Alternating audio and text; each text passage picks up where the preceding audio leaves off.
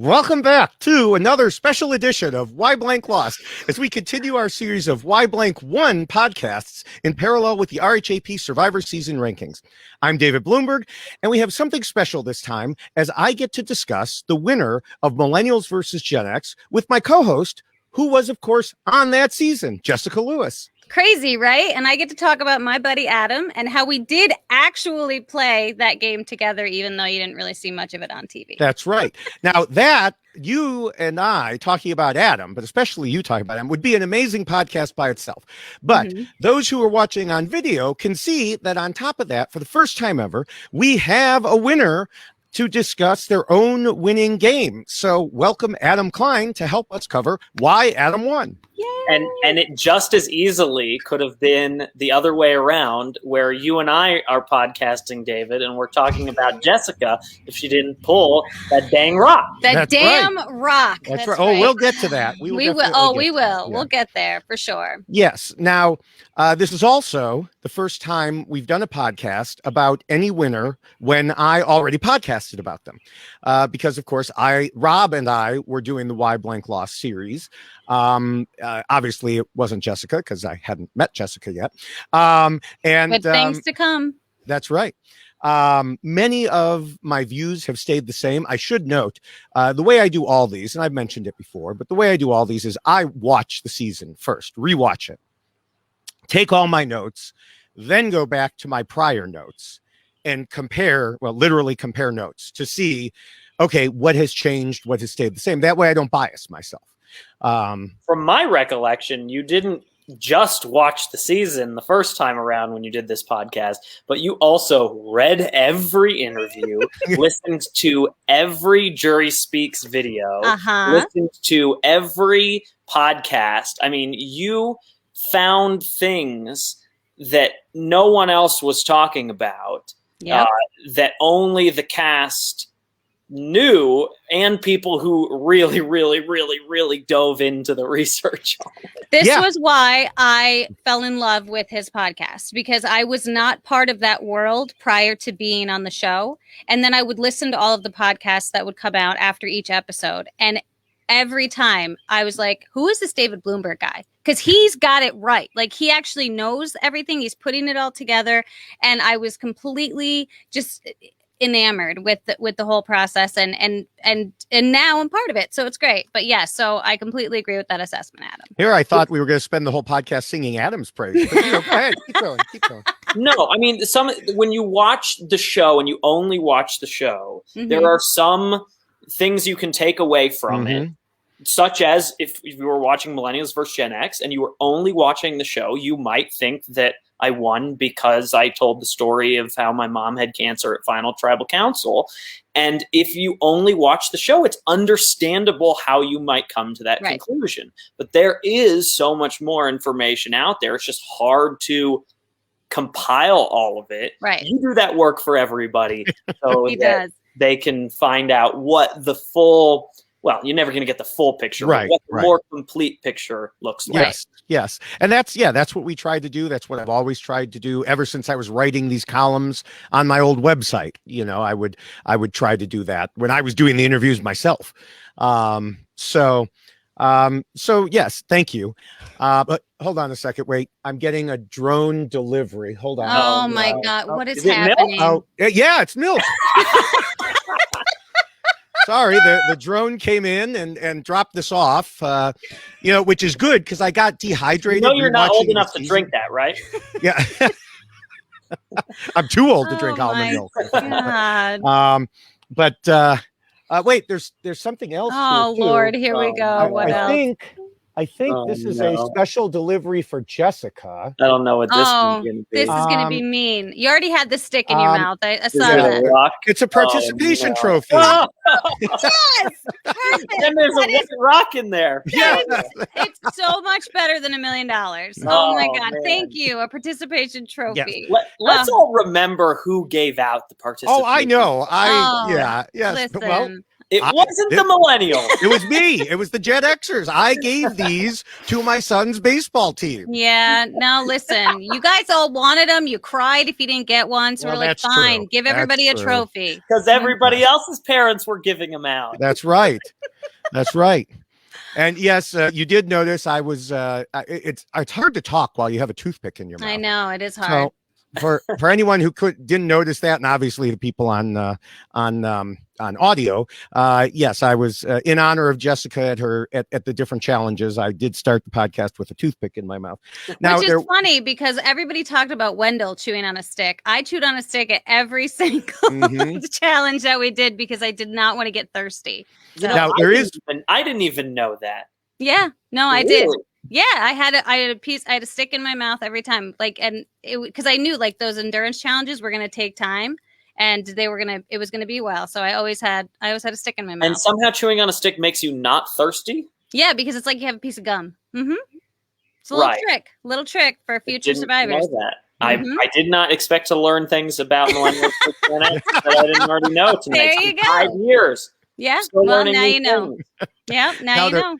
There was one other thing. This was not delivered by drone, but by mail. And this came actually a little while ago around the holidays, but I've been saving it to share with the viewers. And a listener, Holly, sent these. Yes, Oh my God. And they are, yes, for the audio listeners, they are socks with Jessica's pictures on them. Listen, and not only do you have socks with my face on them, you also have a mask. So you could wear a mask with my face on it and your socks. And yes, you could wear a t-shirt with my face. Oh my God, right. You are Jessica all set up. This is great. I love it. And if you get voted out, David, you need to will that sock to either Jessica or myself. That's right. All right. Yeah, There's I will do that. There's a lot of rules here. There's a lot of rules. Yeah, there are a lot of rules. And that's funny because we're about to get into them. Because, we in this podcast, we focus on two groups of winners, those who make us wonder how they won and those who did such a good job that we think it's worth discussing them. We probably wouldn't have Adam on to discuss his game if he fell into the first group. So that should be a big hint why we're here. This week. Do for a lot of people. So maybe it's good we're doing this. Yeah. It's a good clarification for people out there. Yes. And of course, to figure out why Adam won, we will follow the same path as always, which is comparing how he played to the rules I originally wrote way back after season 1. Just discussed season 1 again with Rob and Mel on the main podcast last week. If you've got 5 hours to spare, and watch it on 2x or more. Anyway, if anyone who'd like to refamiliarize themselves with the rules, you could check them out at robhasawebsite.com/blog/survivor rules, or you can get the shorter and much more colorful version that we were just referencing in poster form at tinyurl.com/David Rules Poster 2. You should definitely order it.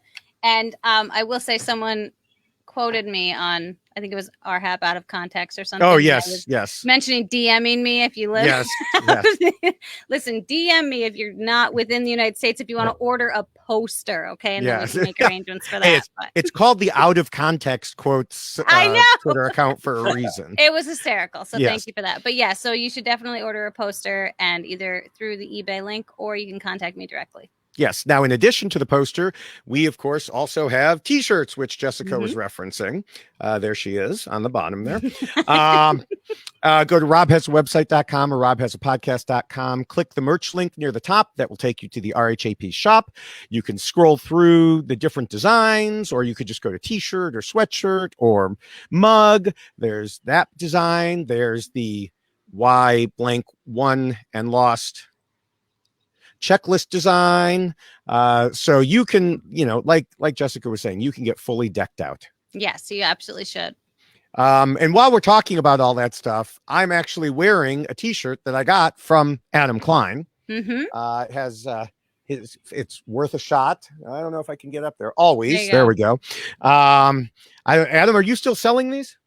They are still available on Teespring, but I think one has been sold in the last 4 months. I'm not actively promoting them anymore, but they are still up there. Okay. if you want to get one. All I right. will say, I've got to give you props, Adam. I don't think I ever did, but I love that you came back with the always. When you had like that Yes. moment was so incredible.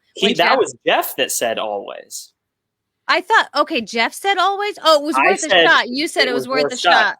Because I was like somebody like agree with me that like at least it was worth trying, right?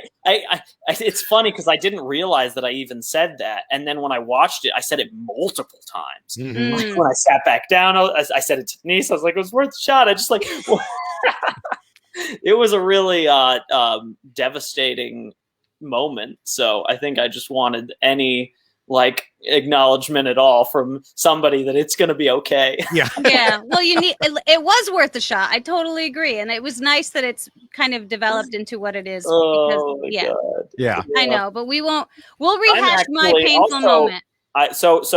We sold those worth a shot always shirts and donated all the proceeds to Sunday's family. Mm-hmm. And I'm actually wearing a shirt that Sunday made. It says I survived, and then you like fill in your own thing here. I don't know if you can buy these anywhere anymore, but mine says The Edge. Oh, that's perfect. Yes, and of course I've had this up for Sunday, since she passed away, and I also, it's upside. There we go. Let's try it that way. So that's the Sunday buff that Zeke was selling to raise money for her. So of course that was one of the sadder parts of watching the season. I mean, it was, I pretty much got dehydrated just watching you, Adam. But from that, but also watching Sunday again was also difficult. And I wish even more so now. I always wished that like Will and Sunday especially got more airtime on the show. Like we just didn't see. They both made it so far, and they both got eliminated in that second to last double episode. There was only 30 minutes per elimination. Basically. It was crazy. There were only 2 episodes left, and there were still 8 people left in the game. Yeah. And so I think just as a result of how rushed the end of the season was, Will and Sunday got very little like airtime on the show, and I always wish that they had more. And now even more so. I mean, Sunday had such an incredible story to tell about how she had already survived cancer at that point. And I think with everything that has happened now, I wish there was a way to like put something together. Yeah. Could see that triumph, especially when you guys won that immunity challenge on the anniversary of her completing her treatment. Yeah. No, there was a lot of great moments that unfortunately no one ever got to see. And that's why I think it's nice that you're here with me, Adam, because not only can we fill in some of the blanks, but we can appreciate those moments together. And our whole relationship was cut out of I know. Yes. Oh, we'll get to that. And Jessica was my closest ally. And normally when the winner's closest ally, that's going to be a thing. Yeah. I was like, I'm golden. I thought for sure, like I'll be included in there a lot. And then after the merge, they were like, wah wah. Barely even showed us talking at all. I think there was one scene when we were talking about voting out Chris, and that was it. Like that one and I moment. Said, why not Shay? Well, in rewatching it, knowing what I know now, I did notice like the two of you were playing in the water next to each other, but which could have been any 2 people at the time. Nobody knew. There was one time when I think it was David was saying something to you, Jessica, and said, well, we've got this person and this person and this person and you said, and Adam. Yeah. No, and this is the part that I know that a lot of people always talk about when it comes to Survivor, and that's the edit. That how is it edited, and what do we see, what do we not see? And I do think that there is a part of that happens clearly. Adam and I's relationship didn't make the edit, and I think that they did that in order to tell a story that they wanted to be told, which is unfortunate for someone like Adam and myself, because we were very close out there. And I think that our relationship could have added to the story. I can't speak for what CBS wanted to do and how they wanted to tell their story. But I can say that this is why I think this type of podcast is helpful, because we don't just rely on the edit, which Adam's already addressed, that sometimes if you just watch what you see on TV, you come up with a much different version of events because that's the story you're being told, but you're not necessarily getting the whole story. And so I think that's why I appreciate all the work that you do, David, because you do bring all of that together. And the fact that Adam and I are now here together, able to kind of talk about it and rehash all of it, I think will be nice, because it did get left out. And that was a huge part of the story for sure. And our experience. Right. Jessica was the only, just to put it like, to make it crystal clear how close we were, Jessica was the only person that knew about my first immunity idol. And on the show, it doesn't look like I told anybody. Right. But I did tell Jessica, and she was like my second pair of eyes for if something was going to go down and the votes were going to come my way or her way or whatever. And at the merge, I was the one that convinced you not to play your idol, because I was like, everybody's good. People will vote for you, but you're going to be fine. And again, that's not included. And so it is sad that a lot of that got left out. All of it got left out. So, but we'll talk about it. We'll get through it. But yeah. Mm-hmm.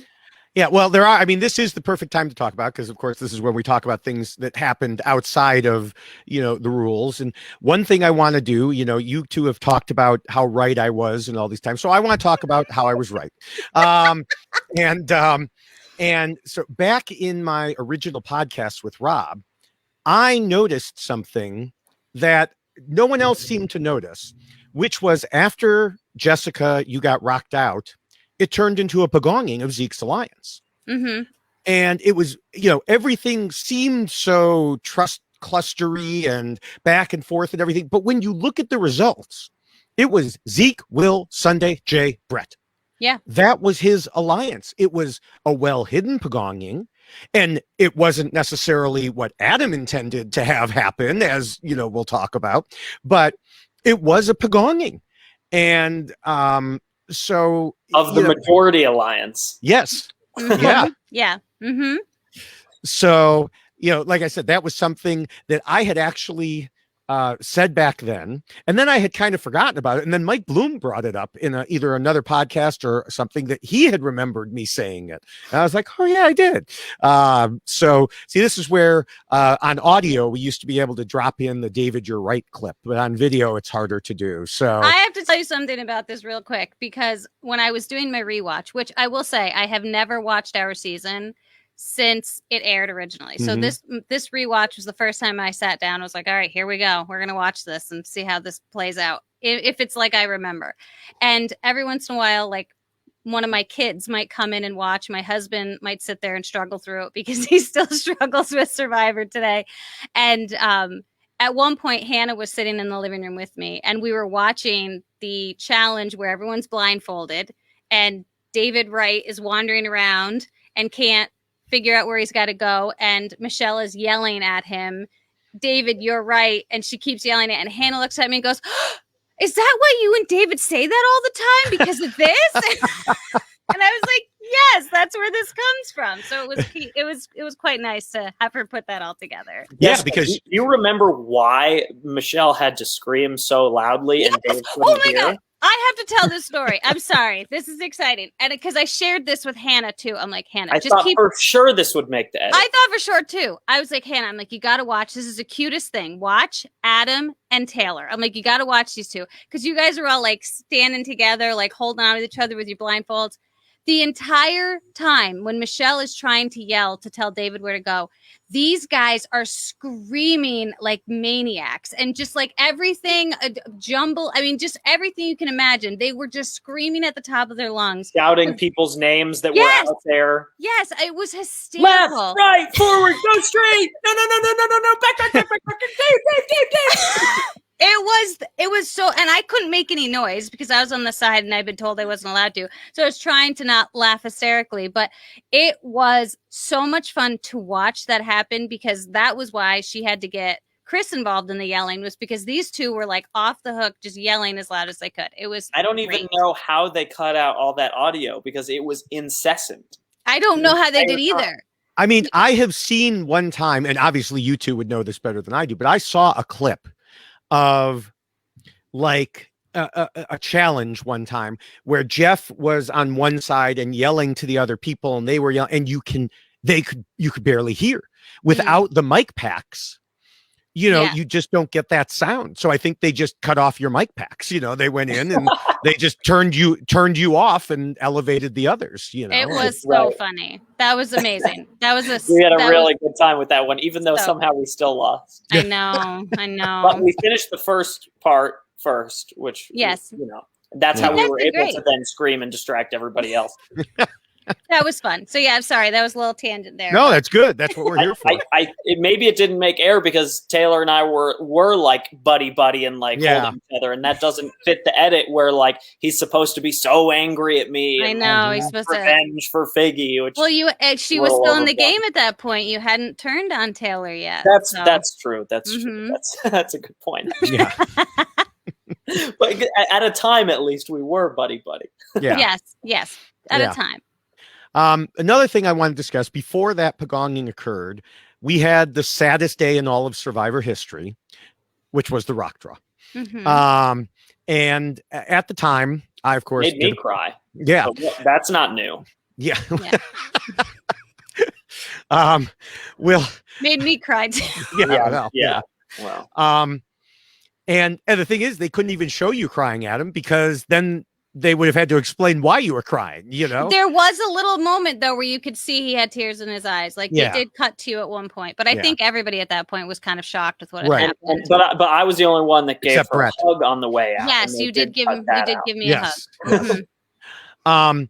So at the time, I podcasted about this with Rob, of course, and it was a combination podcast because we had 2 hours that night. I think it was the night before Thanksgiving, actually. Yeah.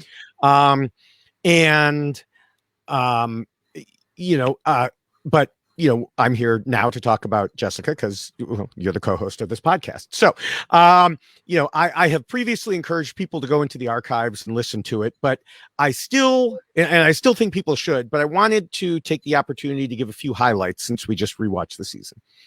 And these are highlights of my thought on it. Because there were people at the time saying, oh my God, they never should have done that. Steven on Know-It-Alls said you shouldn't have. Tyson on the Recap podcast said that flipping wouldn't have caused any repercussions. Tyson, who we just talked about, Jessica and I just talked about a couple weeks ago, went to Rocks himself in order to win the game. Yeah. Said, oh, it wouldn't have caused any repercussions because there was so much movement at that time. The thing is, they were both wrong. Okay. And they are guilty of misunderstanding the overall situation and also of results-oriented thinking. The misunderstanding comes from the thought that this was such a fluid season with voting blocks and trust clusters and all that flipping. But one thing I've said forever is that, first of all, these are all just different branding names for alliances. So, I do side with Brett when he was like, come on, get out of here, you kids with your trust clusters and whatever. But that aside, some alliances are temporary, some are more permanent. But at this point in the game, as we just talked about, the lines were drawn. After that, it became a pagonging because the lines were drawn, not to mention the targeting of Will for being a flipper, and then the later opinions of jurors about a final 3 person who was seen as a flipper. Now, Sunday said in a web confessional that this tribal council would define the alliances and remove the ability for people to float in the middle or jump back and forth. Jeff Probst said in his Entertainment Weekly interview that he didn't see what Jessica could have done differently because it was a, quote, line in the sand moment. So that's why everyone held fast. And I know I'm not telling you two anything you don't know, but there are still people who say, no, something else should have happened. And so for you in particular, Jessica, there was even less of an opportunity to flip because it truly would have been out of the frying pan and into the fire. Because at least one reason we saw that the alliances lined up the way they did was because of Chris, Brett, and Sunday wanting to vote out Jessica, as they had tried to do several times already. Flipping to give that group the majority would have been insane. I cannot understand how anyone can think this would have been a good idea. And Jessica was tight with Ken, David, Adam, obviously. So there was no way to just abandon them. By picking a rock, you have a 83% chance to stick around. Yeah. You flip, you have a 100% chance of losing the game. Yeah. And that was unfortunately what was going through my head sitting there, because I didn't want to go to Rocks. Rocks was terrible because we know. We saw. I know, you definitely saw. But it was also, unfortunately too, at that point, you're 30 days in and your brain is mush and you're not thinking as clearly as you want to. And I know now there are things I could have done in that final tribal to change things. I had a legacy in my bag, for God's sakes. I could have definitely used that. I could have acted more sure of myself and that I'm not going to flip, because people thought I was going to, because I was so freaking out about what was happening. But again, your brain is mush and you're kind of processing so much at that moment. And I was getting very distracted because there's things that people didn't see leading up to that. There was all kinds of accusations flying about who's got idols, who's got things in their bags. If you remember, Adam, people were going to start dumping their bags and start exposing them, like if they had an idol or whatnot. And I was freaking out because I'm like, I have this legacy in my bag. And if I dump my bag, everyone's going to see it. And so all of this stuff is going through your head and it's not helping. And then you've got David, who's trying really hard to get everybody riled up because he wants to put the votes on him. So that's getting more people angry and more. And then I'm becoming the focal point of Jay and Zeke, and they're all kind of talking at me, trying to convince me to flip.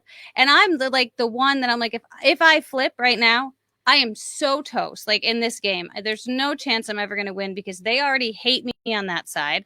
There's no love for me over there. And I'm just going to save them for what? So I can be voted out next or voted out sixth. No, that's not what I came here to do. And so there's all of this stuff that you're processing, and it was incredibly difficult. And now I wish I had approached it differently, because I do think mentally I was not handling things well. But I think it was just, there were so many things that had happened. And I know how quickly I think on my feet. I'm a lawyer, for God's sakes. You have to be able to do that. But when you are 30 days in without any food or a lack of food, lack of sleep, and your brain never gets to turn off, you don't have that same mindset that you do sitting on your couch watching it transpire. Yeah. I do think that what Jessica brings up is interesting, though, because most of the people, when they talk about this rock draw, they just debate, should she have flipped or should she have not flipped, or should anybody have flipped or whatever, when that's really not the question that I think we should even be asking, because I agree with you, David, that flipping was not the right call. But I also agree with Jessica that there were that if she had, and you can verify this by listening to interviews with Will and whatnot. Mm-hmm. Will did not want to go to Rocks, and it's a game. Going to Rocks is a game of chicken. Yo, for sure. And so you want to not blink so that the other side has to. Right. And Will wasn't sure if Jessica was going to flip or not, because it looked like she might. And so if she would have stayed perfectly stoic and said, absolutely, I will go to Rocks, I'm not changing my vote, there is nothing you guys can say to convince me, then Will has said that he would have flipped, because he did not want, his biggest worry was that he flips, Jessica also flips. They both ruin their games. Yeah. And we still have to go to Rocks. Yeah. And it wasn't obviously an option for him either. And now, and in looking back at it, I'm like, God, if I had just said one thing to Will, I could have changed the trajectory of my game and the, the whole game. Right. But, you look at Will and say, it ain't happening. Right. But it's just, but unfortunately, my head was, I was such a mess in that moment. And I just think it was an escalation of everything. I mean, I had been targeted from the beginning of the merge. People were trying to vote me out. Chris and I were battling. And so you're constantly always thinking about these things. And then, I just wasn't in the right headspace to deal with something like that. But I mean, my big question going into that evening was, do I play my idol? And if so, for who? Yeah. And that was like weighing on me so heavy because I knew that we were 5-5. I knew that there was a chance that I might have to go to Rocks, but I also knew that if we go to Rocks and I'm still in the game, but I'm on the losing side, which is what happened, I will need this idol to even things up again Right. in the next round. Yeah. So there were like so many things on my mind, like what do I do with this idol? And I was actually going to play my idol on Ken if Dave didn't, because I was tricked. I was tricked by Sunday into basically thinking that they were voting for Ken. And here's something too that we should mention is that David initially played that idol for himself. And then switched it to Ken, and they didn't show that in the actual airing of the show. They made it look like he was considering playing it for Hannah, which was not the case at all. He did not consider. He said, "I am playing this for myself." And the only person that I knew they were not voting for, well, I knew they weren't voting for me, and I knew they weren't voting for Dave. Whereas the only two things that I was confident about. If I thought they were voting for me, I definitely would have played it. Right. And so I thought they were voting for Ken, but I just did not want Dave to play it for himself because I was like, that is not going to work. And so I encouraged him to play it for Ken. But again, if you're just watching the show, you see Hannah at camp saying, "I think it's me." And then it looks like David maybe going up there to play it for Hannah. And then it looks like I'm the one that screws it all up by saying, "No, play it for Ken." When in reality, he had even said out loud, and they just cut it out, "I'm playing this for myself." It's just, they can do so many little things to make you think that somebody's doing one thing when they're actually doing another. Right. To go to your defense, Jessica. I mean, how much could you have known that Will was thinking of flipping? My understanding and my recollection from his interviews was that he didn't show that he was thinking of flipping. So there was no way. And I will say that Zeke had lined up his army very, very strongly because he knew that he was going to make himself safe. So kudos to him for doing so well at getting them all to this, putting on this front that like, this is what we're going to do and this is how we're going to approach it. And I really still have no idea how he managed to get them to really be that strong. But I also know that there was some idea that Will was kind of waffling a little bit about where he did want to vote. And even going into the vote, there was still like some things seemed to maybe be up in the air with who was finally going to settle, where they were going to settle. And so I think I walked into it thinking, okay, well, I know where I'm at. I know where my people are, but there are some people that are still a little maybe unsolid. And then all hell broke loose. And, but I do think that I was not getting the perception from that end of the tribal council, if you will, that anyone was going to change their mind. People were being very aggressive. And I know that you saw some of that on TV. Brett was being very aggressive. And so there was a lot of animosity that was coming up. And there was a lot of people talking in my ear. I had Jay next to me telling me, "Jessica, just flip, just flip, just flip." And so there's all of these things that are going on at the same time. And so you're trying to take in all of that information and still try to figure out what's the best thing to do. And it was overwhelming and it was too much. But I bring up one thing that I don't think has ever actually been discussed, or I haven't heard discussed on a podcast before, but it's about the rules of the way that the tie works at tribal council, in that after the revote, there is an opportunity to come to a unanimous decision, so to avoid going to Rocks. And that part was sort of cut out of the broadcast, but it was a long discussion. It was so long. Because I remember Will was like, "I do not want to go to Rocks. Let's figure this out." The problem with the rules of the game in my mind for this particular piece is that Jay was immune. Jay had one immunity, and his vote still had to be part of that Right. decision. I think if somebody is immune from having to draw rocks, they shouldn't need to be a part of that, like, unanimous decision. Right. Because if Will, Sunday, and Brett had said, I don't want to draw rocks, let's all switch, they should have been able to do that. That should be enough. You know what I mean? No, I don't disagree with it's that. It's never, ever, ever going to happen that they're going to come to a unanimous decision. I mean, I guess it has in Cambodia, but that was like a unique situation. When there's that many people, it's never going to happen. Why would that one person decide to ever change their vote when they're immune and they can't go home anyway? Do you know what I mean? And it is the same thing with Ken too. I mean, Ken, anyone who is immune from Ken as well, should just change. not.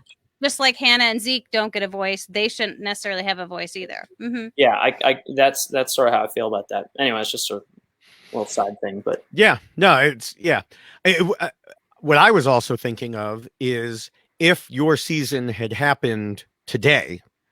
My God. Would everybody have been all standing up? Yeah, would Will have gotten out of his seat and run over to Jessica and said, Jessica, listen, I need to know if you're flipping. We got to talk about this for 2 seconds and I know we're going to get to why Adam won. Adam won because he's great. But anyway, that's the podcast is over. The quick and dirty version. So this is something that's interesting because before our season, nobody stood up at Tribal Council. I mean, I think it was season 34 where you had that first person, and I think it was JT that actually stood up, and everyone went because that was when Malcolm went home, right? Yes. And I will say, I don't know how you felt about this, Adam, but the seating was very important at Tribal Council. Like they would come over and they would show you the piece of paper, like where you were seated, and it was very clear, like this is your seat, like this is where you will be seated. Everybody had to line up. Everyone needed to know where they were going to be sitting. And sometimes I would look at it and go, son of a, because you're realizing who you're sitting next to, and you're like, this is not going to help me because Adam's way over there and I need to talk to him, or David's way over there. And like, so they would position you in places to make it more difficult to have. My dog just came in. So if things get really crazy, I am so very sorry right now. Okay. So we're going to, hang on 1 second. Okay, we're good. All right. So, I'm recording. Okay, sorry about that. Anyone who just heard that. Anyway, moving on to. I didn't hear it, so hopefully. Okay, yay. All right, good. Still a PG podcast. But it was, seating was very significant, and I never felt like we could do much, like as far as like this is your spot and this is where you have to be. And I remember asking Jeff in our first Tribal Council, like, is it okay if I like drink water? And he's like, oh yeah, sure, you guys can do whatever you need. But it's part of the structure of the game where they put you in a place, and that's kind of where they want you to be. Now I would have gotten up out of my seat in 2 seconds and been like, I need to go talk to some people and I'm in a bad spot right here, like this is not helping me. But at Will and Sunday and Brett were all the way at that end, and I was over here at this end. And so I do feel like in today's Survivor world, yes, everyone would have been up and out of their seats for sure. My favorite story about the seating from our season is Michelle, when she was planning the Mari vote with Jay, a brilliant blindside. It was her intention to flip Hannah at that Tribal Council. And so she says, I went and I prayed that I would be sitting next to Hannah at Tribal Council. Oh my gosh. And whether you believe in God or whether you believe in the Survivor gods, somebody was listening, right? When you pray out loud. Yep. Someone hears you. Yeah. That's amazing. That's so great. One God or another listened and blessed her with that's amazing. Deliverance that she was looking for. That's amazing. That's how she was able to flip Hannah, at that Tribal Council, because she was sitting right next to her. No, the seating matters. It didn't turn out to be necessary. She had the numbers anyway, but But it did lead to some fun moments from that tribal council. Mhm. Yeah, Yes, it not did. for Mari or me No. or Zeke or even Hannah. No. So, all right. Before we get to the rules, is there?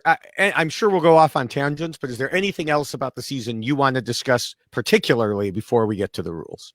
Oh my word. Well, I'm very pleased at how well received the season is. Yes. This many years later. I agree. That was nice. It was top nice to 10 see would have that. been nice. But I've watched it. This is my third time watching it, and I still think it's better than a lot of the seasons that are yet to come. So I think I personally had it ranked 5th. I like that. So yeah, I think 12 is low, but I've also seen the commenters being like, I've been waiting for this since the mid-20s. What's going on here? So everybody has their different opinions. I think both the season and the winner are quite polarizing for one reason or another. Yes. I don't disagree. I do think that my rewatch of the season, I was really pleasantly surprised. I thought it was very entertaining. I said, you know what, this is a really great season. When you're watching it the first time, you're in a panic most of the time because you're like, oh my God, that's me on TV. And then you can watch it differently when you're just kind of revisiting it later. And I do think that overall, even though I was part of the season, I think there was a lot of great people on the season. There was a lot of great storylines, and the way that they brought things together and developed things, I think was quite fun to watch. So overall, and even my husband said the same thing when he was watching it with me. He was like, this is really entertaining. So I do think that it is a great season, not just because I was part of it. I'm not saying that because of that, but I was surprised. I walked into the rewatch thinking, oh Lord, this is going to be so hard. This is going to be so hard. And it was actually quite entertaining. Yeah. All right. So then we'll go ahead and get to the rules. Survivor super duper fan Adam started the game by saying the millennials were going to prove people wrong about their preconceptions. And while Jeff Probst tried to ascribe every flighty thing done on the season as representative of millennial thinking, Adam worked hard to get to the end. He knew the game. He knew what he had to do. He didn't always do things the right way, but the end result was a 10-0 jury. Now that we've done a full rewatch, it's time to take a new look at why Adam won. The first and most important rule is, of course, to scheme and plot. And it's not just me saying it this time. It's almost the whole jury in those Jury Speaks videos that you were talking about. Adam, of course, knew the importance of the rule and was following it from the get-go. Some critics have pointed out that not every move worked. And I agree, there were definitely stumbles, as Adam has previously agreed in interviews.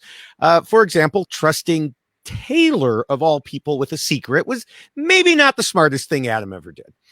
But if at first you don't succeed, try again. You miss every shot you don't take. You get knocked down, but you get up again. You ain't never going to keep him down, etc. It's worth a shot, right? Yes. It's always worth a shot. And I really believed at that moment that I needed Taylor on my side. So I will admit fully in retrospect, it was a mistake. But I didn't have any relationship at that moment with Brett, Sunday, Chris. I'd never met them before. I was being told by Zeke that he was working on them, that they were, going to come and join us and vote with us. But I don't want to just rely on somebody else. I know all we need is one more person. And to me, in my mind, it's not smart for Sunday and Brett and Chris to join us. They probably should go with the other side. But I'm like, Taylor, maybe I could convince him to vote with us for one vote, to vote out Will, Jay's right-hand man, and reassert his position as Jay's right-hand man. Yeah, it didn't quite work out. It was worth a shot. It was worth it. And I will say that there was a lot of very late night discussions between you and Taylor. I was very aware of that happening because I think we were the only three that were sleeping in that hut, I guess, whatever you want to call it, our little shelter. So there was a lot of discussion that was happening. And I do think that Taylor was doing a fine job of being very Taylor-esque. And I say that because Taylor was not the most strategic person, but Taylor would have a lot of very honest, a very honest conversations with people. He would really tell you what he was thinking and how he felt, sometimes to his own detriment. But I think once the love goggles got in the way, that became his that was it for him. There was no changing that dynamic with Taylor. Although he did try. I will say he did try. Yeah, despite the edit of the show, which would make you believe that Taylor and I were mortal enemies, we actually had a really good relationship throughout. The only hiccup being that I voted out Figgy, and he was obviously very upset about that. Right. But we actually got along really well. And even after the Figgy vote, actually starting after the Figgy vote, we would have secret midnight chats, which you saw one of them on the show, which is when I told him about this, the secret.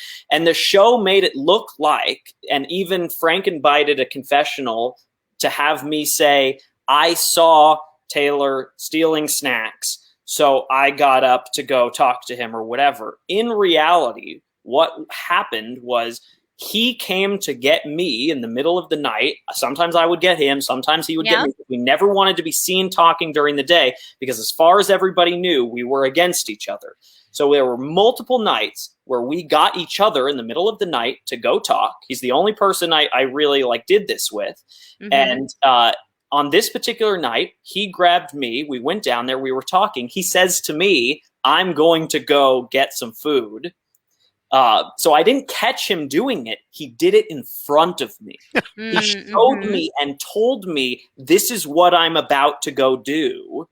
And then he came back with the food, offered me food. I did not take any of it. I never ate that food. That is the truth. But he trusted me so much in that moment with his secret by literally doing it in front of me that I had some reason to believe that we had something good going. And that if I then paid him back, he had shown me his secret. Now I'm going to show you mine, but it's not that big of a secret. It certainly wasn't my idol. I was like, even if this got out, it's not the end of the world. It's not going to crush my game. It in fact did get out. It in fact did not crush my game. So in a sense, I was right about that. And I was like, I'm going to try this and see if that will bond us enough so that he votes with us in this first vote. That was the goal. It didn't work. But there was some, this is what you miss when you just watch the show, is the context for the decisions. If you just watch the show, it's like, oh my God, Adam, you dumbass. Like, why would you ever think to do that? Well, now that you've heard me talk, maybe you still think it's a dumb move, but you at least understand my thought process behind it. Right. And I do think too that Taylor was someone who was almost, he was kind of like on his own little island out there. So he was an additional vote, really. Once we got to the merge, I mean, there was that Jay connection, but he was someone who you weren't really sure where he was going to end up and what side he was going to fall on. He came to Ken and I multiple times to try to convince us to work with him as well, because he thought that we should all stick together because we were like built for the game. And so he was trying to make some inroads, but I do think that he could not let those emotional components of his game, he couldn't let that go. And unfortunately, that's what we ended up seeing happen. And he kind of blew up his own game really because of it. Yeah, Taylor was looking for a home, and he didn't have that many allies left. Figgy was, I mean, he really was close with Michelle and Jay from the Millennials, and then had made connections with Ken and Jessica and myself at Takali. So he didn't really have that many people. So there was some reason to think that he might be willing to go with us, but that connection with Jay was just too strong. Yeah. Well, I mean, and this goes back to the Jury Speaks videos, because in that video, Taylor said Adam attempted to make a lot of moves. Some worked, some didn't. He was on the bottom from the beginning, and he lived to tell the tale by working his way into every crack. Is that a quote? It sounds like that's a quote. It's close to a quote. Now, I do have some other quotes. Brett said, Adam was always trying to play the game. I'm not going to say he had the best game, but he was constantly thinking, he was constantly making moves. That is a direct quote. Sunday, paraphrasing, said that Adam was really good at bringing together people and information from two different alliances when they didn't realize it. Somebody named Jessica said that Adam was never in a position where he was a leader, but he was trying to make things happen and make moves, and he was involved in a lot of moves, whether they worked or not.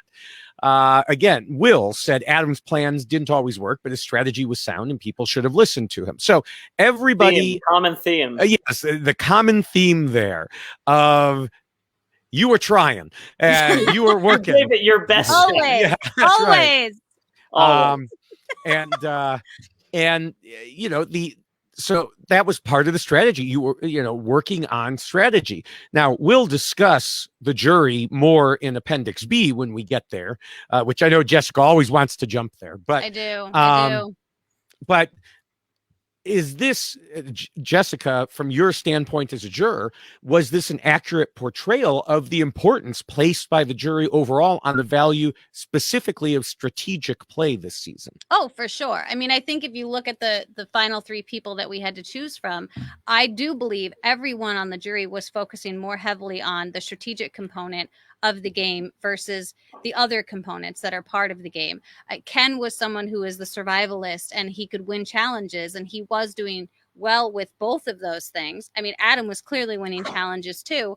So it's like, what becomes more significant? Is it significant that someone is bringing you fish, which is great, they're feeding you? Or is it significant that someone is actually trying to further your game? Adam was trying to further my game. Adam was trying to further other people's games and was aware of everyone who he was playing with and how to further his own game utilizing those people. You didn't see Ken doing that. You didn't see Hannah doing that. There was a lot of reliance, I think, by both Ken and Hannah to have other people help them through their game, as opposed to Adam trying to take control of and lead his own game. And I think a lot of us saw that he was really trying to take the game into his own hands, as opposed to following other people to get there. Yeah, now this does bring up an interesting question that I hadn't thought of before. So you two, of course, were very tight allies, even though we didn't see it. You mentioned Adam trying to help your game. So Adam, at what point were you going to stab her in the back? The final four. Okay. I love that he had an immediate answer. Oh, I've known since since we were out there together. That's great. That the answer was the final four. But this is my point. Like, this is the type of person that Adam was out on the island. It was constantly configuring how he was going to get further and how he was going to be sitting next to the people that he wanted to sit next to in the end. And that was something that I was always impressed with, and also very cognizant of, that like this, I have to be weary of this because, or leery, I guess I should say, because there is this potential that he might cut me because I might not. That plan was not set in stone. Like anything else in the game, right. I was prepared to adapt. But what I was looking at was, can I beat Jessica in the end? And if I was certain that I could, then I wouldn't vote her out. Do you know what I mean? Yeah. But at the time that she was eliminated, I saw us as on very equal playing field, and someone that I would potentially be willing to go to the end with, but not certain. I wasn't certain. It would depend on how the rest of the game progressed. Oh, for if sure. she had, impressed more people or annoyed more people or whatever, any of those factors would have contributed. And I do think that after a couple seasons now of playing this game, there are a lot of things that I am not the best at. I do think that one of my greatest strengths in the game is my ability to see who can I beat and who can I not beat. Yeah. And get an accurate read from the jury of the way that they're thinking of how I match up to other people. And I think part of that is that I don't have the ego that says like, oh, they're all going to vote for me if I get to the end. Right. I know that that's not always the case, and that I'm not always like in somebody's top spot. So then it's just a matter of figuring out, well, who is, how many votes do they have? And I guess I'm going to have to get rid of them at some point. All right. Now, Speaking of alliances, I had mentioned earlier that as much as the season appeared to have the swirling loyalties, there was a core alliance that controlled it. And Adam said in one of the interviews at the time that it was his alliance of Dave, Jessica, Ken, Hannah, and at one point Zeke as the six. Right. When Zeke switched sides and wanted Adam to do so as well, Adam refused to turn on his allies. He stayed loyal while at the same time keeping the lines of communication open to people on the other side. Mm-hmm. Yeah, I had a bit of a side alliance with Brett from pretty early on in the merge, where even though he wasn't in my alliance, I wanted some inroad with the other group. And so I basically said to Brett, I'm going to keep your name out of our group. And if you can keep mine out of your group, we could go to eventually take over the game together. But for now, we just I'd make sure it's not you. You make sure it's not me, basically. And then at a certain point, I sort of made a deal with Sunday as well. And this part you actually saw on the show, where we were like, okay, now we're going to go after some of the big threats. And I was at a certain point, this is after Jessica got rocked out, but I was considering at one point a final five of me, Ken, and Hannah, along with Sunday and Brett, depending on if they continued to see me as somebody that they could beat at the end. Mm-hmm. I think like Brett especially was willing to go to the end with me, because I think he thought that he would cream me at the end. Well, and Brett's an interesting person too to consider in that final three spot, because he did have a lot of friends on the jury, and depending obviously who's sitting there in that final three, but if you're sitting next to Brett and he's got some of his really close buddies like Chris and Sunday Zeke, sitting on Sunday, the jury, Chris locked up votes for sure. 100%. So I do think that was something that was probably on the forefront of your mind too. You're looking over at the jury going, who's going to vote for who? Right. And that's a conversation that, again, I don't think enough people who are heading towards that final three are really considering. You Brett always have to have that consideration. Brett was another person kind of like Jessica that I was like, I am willing to go to the final four with you, because I am a little bit concerned, especially depending on how the game goes, that you may be able to like surpass me and ultimately like beat me at the end, but you're not like, I do have a shot against you at least. And so even if Brett and I make the final three together, I know I'm not winning unanimously, but I still think I have a really good shot there. Mm-hmm. No, I don't disagree. And also if I'm sitting in the final three with you, you got 3 votes already from Brett, Chris, and Sunday. So there was that too. Yeah. There was that component of it.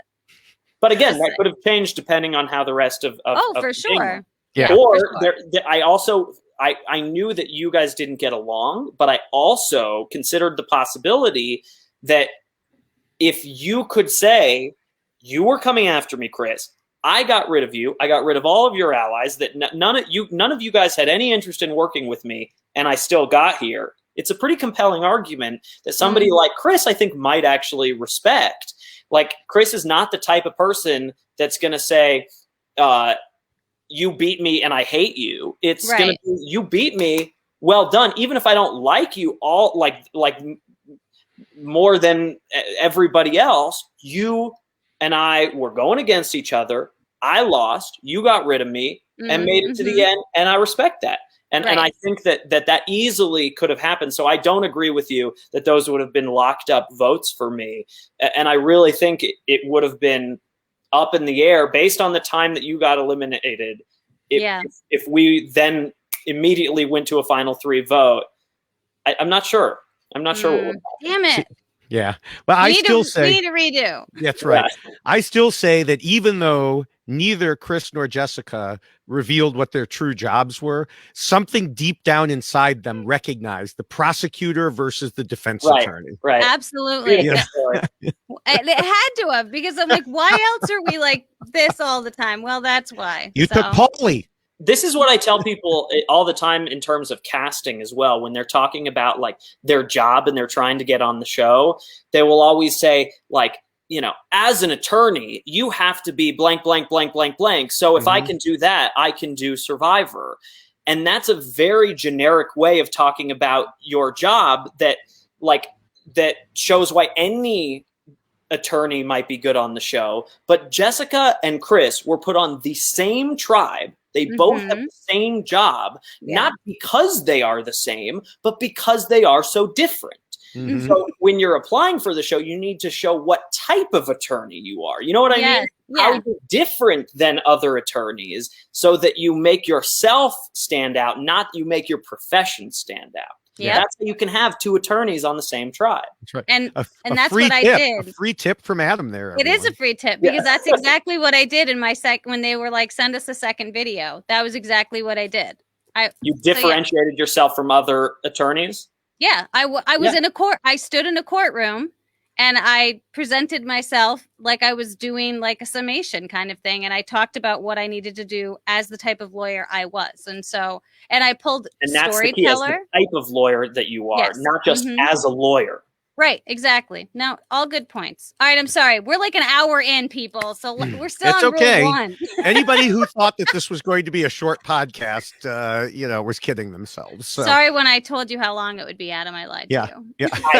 I knew that I would be on it, and I'm the problem. So. I did remind you. I said, but you were going to be on it with us, so it's going to be much longer. Yeah. Now, before we close out Rule 1, I do want to mention that strategy can show itself in different ways. It's not just alliances or backstabbing or whatever, but also includes situations like when Adam helped Ken win immunity to prevent Jay or David.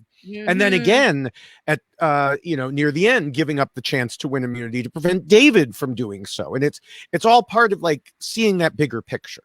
Yeah, those were moves that really impressed me because obviously I didn't get to see that until after, and it might have been discussed. It was discussed at Tribal Council a little bit too, but again, that is I brought it up, but it didn't make air. Right, it did, but it was something that was discussed.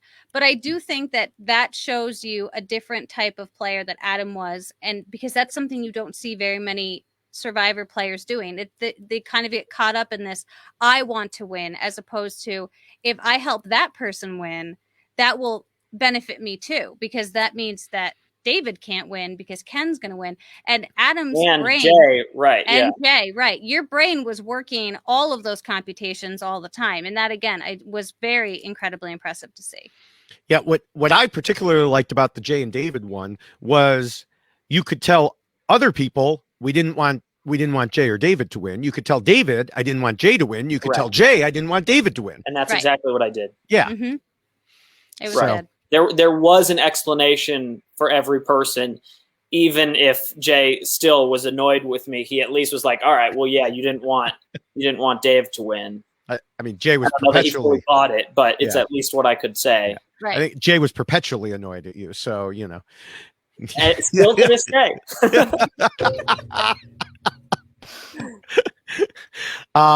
All right, we can move on to the second rule, which says not to scheme and plot too much and to keep your scheming secret. Adam's game got a bit messy in this regard. It always does. Yeah, we've already spent a lot of time talking about the Taylor and the advantage there. You also told Hannah about finding the last immunity idol, told Jay plans. Told Jay plans multiple times, told David plans, and so on. By the 8th episode, Adam said that he felt like he was playing too hard. And meanwhile, Hannah and Zeke discussed voting him out because of that, while Hannah was saying, oh, you need to relax. But as we discussed in the first rule, Adam was always able to overcome. Yeah. I do think some of the reason why I was seen as scrambling so hard at the merge had to do with them not realizing that I had an idol and there was something that I could do about it if I determined that the votes were coming my way. So I did a big scramble right before Jessica knows all about this because she heard it all. And I came to her multiple times to check in. And this is when I told her about my idol because I was like, I need you to help me out here and figure out if the votes are coming my way or not. Because we can use this if not.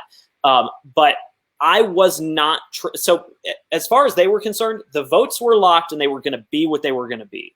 So don't spook anybody now and get them to turn on you if they were going to keep you, which is understandable from their perspective. Makes total sense.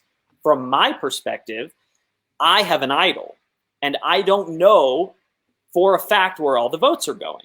I know that at least 4 are coming my way. The question is, are Brett, Sunday, and Chris voting with me or against me? Right. And so the only way for me to figure that out, besides relying on other people like Jessica or Zeke or whatever to tell me that it's fine, is to look them in the eyes and find out for myself. And so I wanted to do that so that I could trust my own intuition and my own gut in terms of this massive, potentially game-ending decision if I'm wrong. And so I went up to each one of them, and this is more movement by me on the beach, right, that everybody's noticing. I'm going up to all these people, just looking them in the eye, trying to figure out if they're lying to me. And I went to Chris, I went to Brett, and I went to Sunday, and I got no reads whatsoever from any of them that they were lying to me. Combine that with Jessica saying we're good, and Zeke saying the same, it was enough to not play the idol. But if there's any doubt that you're getting the majority of the votes, you'd rather be safe than sorry. So I wanted to virtually eliminate the doubt so that I could save my idol for a rainy day. I understand why that looks to other people as chaos, scrambling, no point to it. It's already decided. He's only going to mess it up at this point. But again, there's context behind every decision that I was making and some reason for it that's not just paranoia. And I will say, too, that the vote, your name didn't get brought up until we got back from that merge or back from the challenge. So we went into that first challenge and we went into it. My name was on the chopping block going into that first immunity challenge. And you had brought up Will's name. So when we got back, that's when everything shifted. And that's when Zeke took us and we went for the walk. And all of a sudden Zeke was like, Jessica, it's not you anymore. It's Adam. And that was, so there was a lot of things that happened very quickly because all of a sudden Adam's name is being mentioned. And so there is a lot of work that has to be done in a very short duration of time because you don't know when you're going to be leaving for tribal council. And there's a lot of people that you've got to talk to and make sure everybody's on the same page. And things were still kind of up in the air at that point because there was kind of a division, but it wasn't as solid as it became later. So it looks like scrambling, but you also don't have very much time to talk to those people either. Let's take a break from justifying my actions, and I will admit to a big mistake, which was I still stand behind the intention of talking to Taylor to try to get him on side. But what is undeniably a mistake was saying Will's name in that moment so early on, when we hadn't even played an immunity challenge yet, and letting that sit, because he kept that secret for a while. A day and a half is a long time when it comes to Survivor. And if I had told him that at the last minute and said, this is what we're doing tonight, it might have actually worked with Taylor. And I might have won that goddamn immunity challenge. Correct. But because it came out, Taylor waited a while, kept the secret for a while, and then right before that immunity challenge, told Jay, who told Will that I was coming after him, which is why Will was so motivated to win that challenge and stand up there for so long. And then when we came back, it all came out that's right. I figured at the challenge when I saw Will and the intensity in his eyes with which he was standing with his head above his head, just like Jessica, for an hour and a half. I came in third place in that, and I was only there for 45 minutes. So they doubled my time. And I saw his intensity. I knew I was in trouble because I knew that it had somehow gotten back to him that his name was in the crosshairs. And so I had to then scramble because of my own error, which was naming Adam, Will as Taylor. I could have won immunity. Yeah. Damn. You didn't need it, though. At least not that time. Well, I walked into it needing it, but you changed that for Well, me. then you're welcome. You can't both blame me for having will win immunity and be happy that I got the target shifted off of you, which I also did, not intentionally. There's so many possibilities here. All right. Well, another important part of this rule says that when alliances get out in the open, don't let it be known that you're the decision maker. And Adam, of course, stayed in the background, letting someone else be the figurehead of the alliance, sometimes even going along with moves he didn't like because someone else wanted it. And, okay, let them do it. Let them get the blame or whatever. And, but in the end, like nobody was calling it Zeke's alliance versus Adam's alliance. Right. It was David's alliance. And that made David the target that everybody wanted to get rid of while Adam patiently waited. Yeah. And this was very intentional on both Jessica and my part and Hannah's part. We all were very intentional about propping Dave up as this massive threat. The more we could talk about how great Dave was, when he had that moment at a reward challenge where everyone encouraged him and he had that beautiful moment, every opportunity we could to support those kinds of narratives, we took that because, well, one, it's just nice to support Dave because he's just such a great guy, and it was all true, and so why not lift somebody up? But then also strategically, there is a big benefit to that, to having Dave take all of the credit for all of everything, really. Yeah, and I think that's one reason. So I watched this season specifically, or this time rather, specifically watching for, okay, these people were on the bottom. Zeke was on the bottom. Dave was on the bottom. But somehow they both came up to the top and were in charge of their alliances. And I watched, looking to see when did that specific moment happen. And I couldn't figure it out because it was just, it kind of just went up. And I think part of the reason is what you were saying, Adam, that you helped to kind of prop that up there. And so it wasn't just me. Well, right. But yeah. So it was interesting to watch. Very intentional. Yeah. Yeah. And I do think that it's a lot of little moves that each of them were doing to put themselves at the forefront that just kept kind of adding on top of each other. I mean, David had done, he saved me with an idol very early on. So that kind of shines a light on you. And his ability to talk to people and make people still feel good with him, despite him turning his back on them, is also something Zeke was very good at. And, the fact that Zeke turned his back on Chris and voted essentially he voted out Chris and then saved himself with Brett. I've got to remember everything. But they were so good at making people feel okay with what they were doing and making them understand why they had to do it. And it's not about you. And you understand why I had to do that. They were very good at that. And I do think that helped elevate them even further because they felt comfortable talking to them, but then they were also realizing, boy, this person is really on their game and is really thinking things through.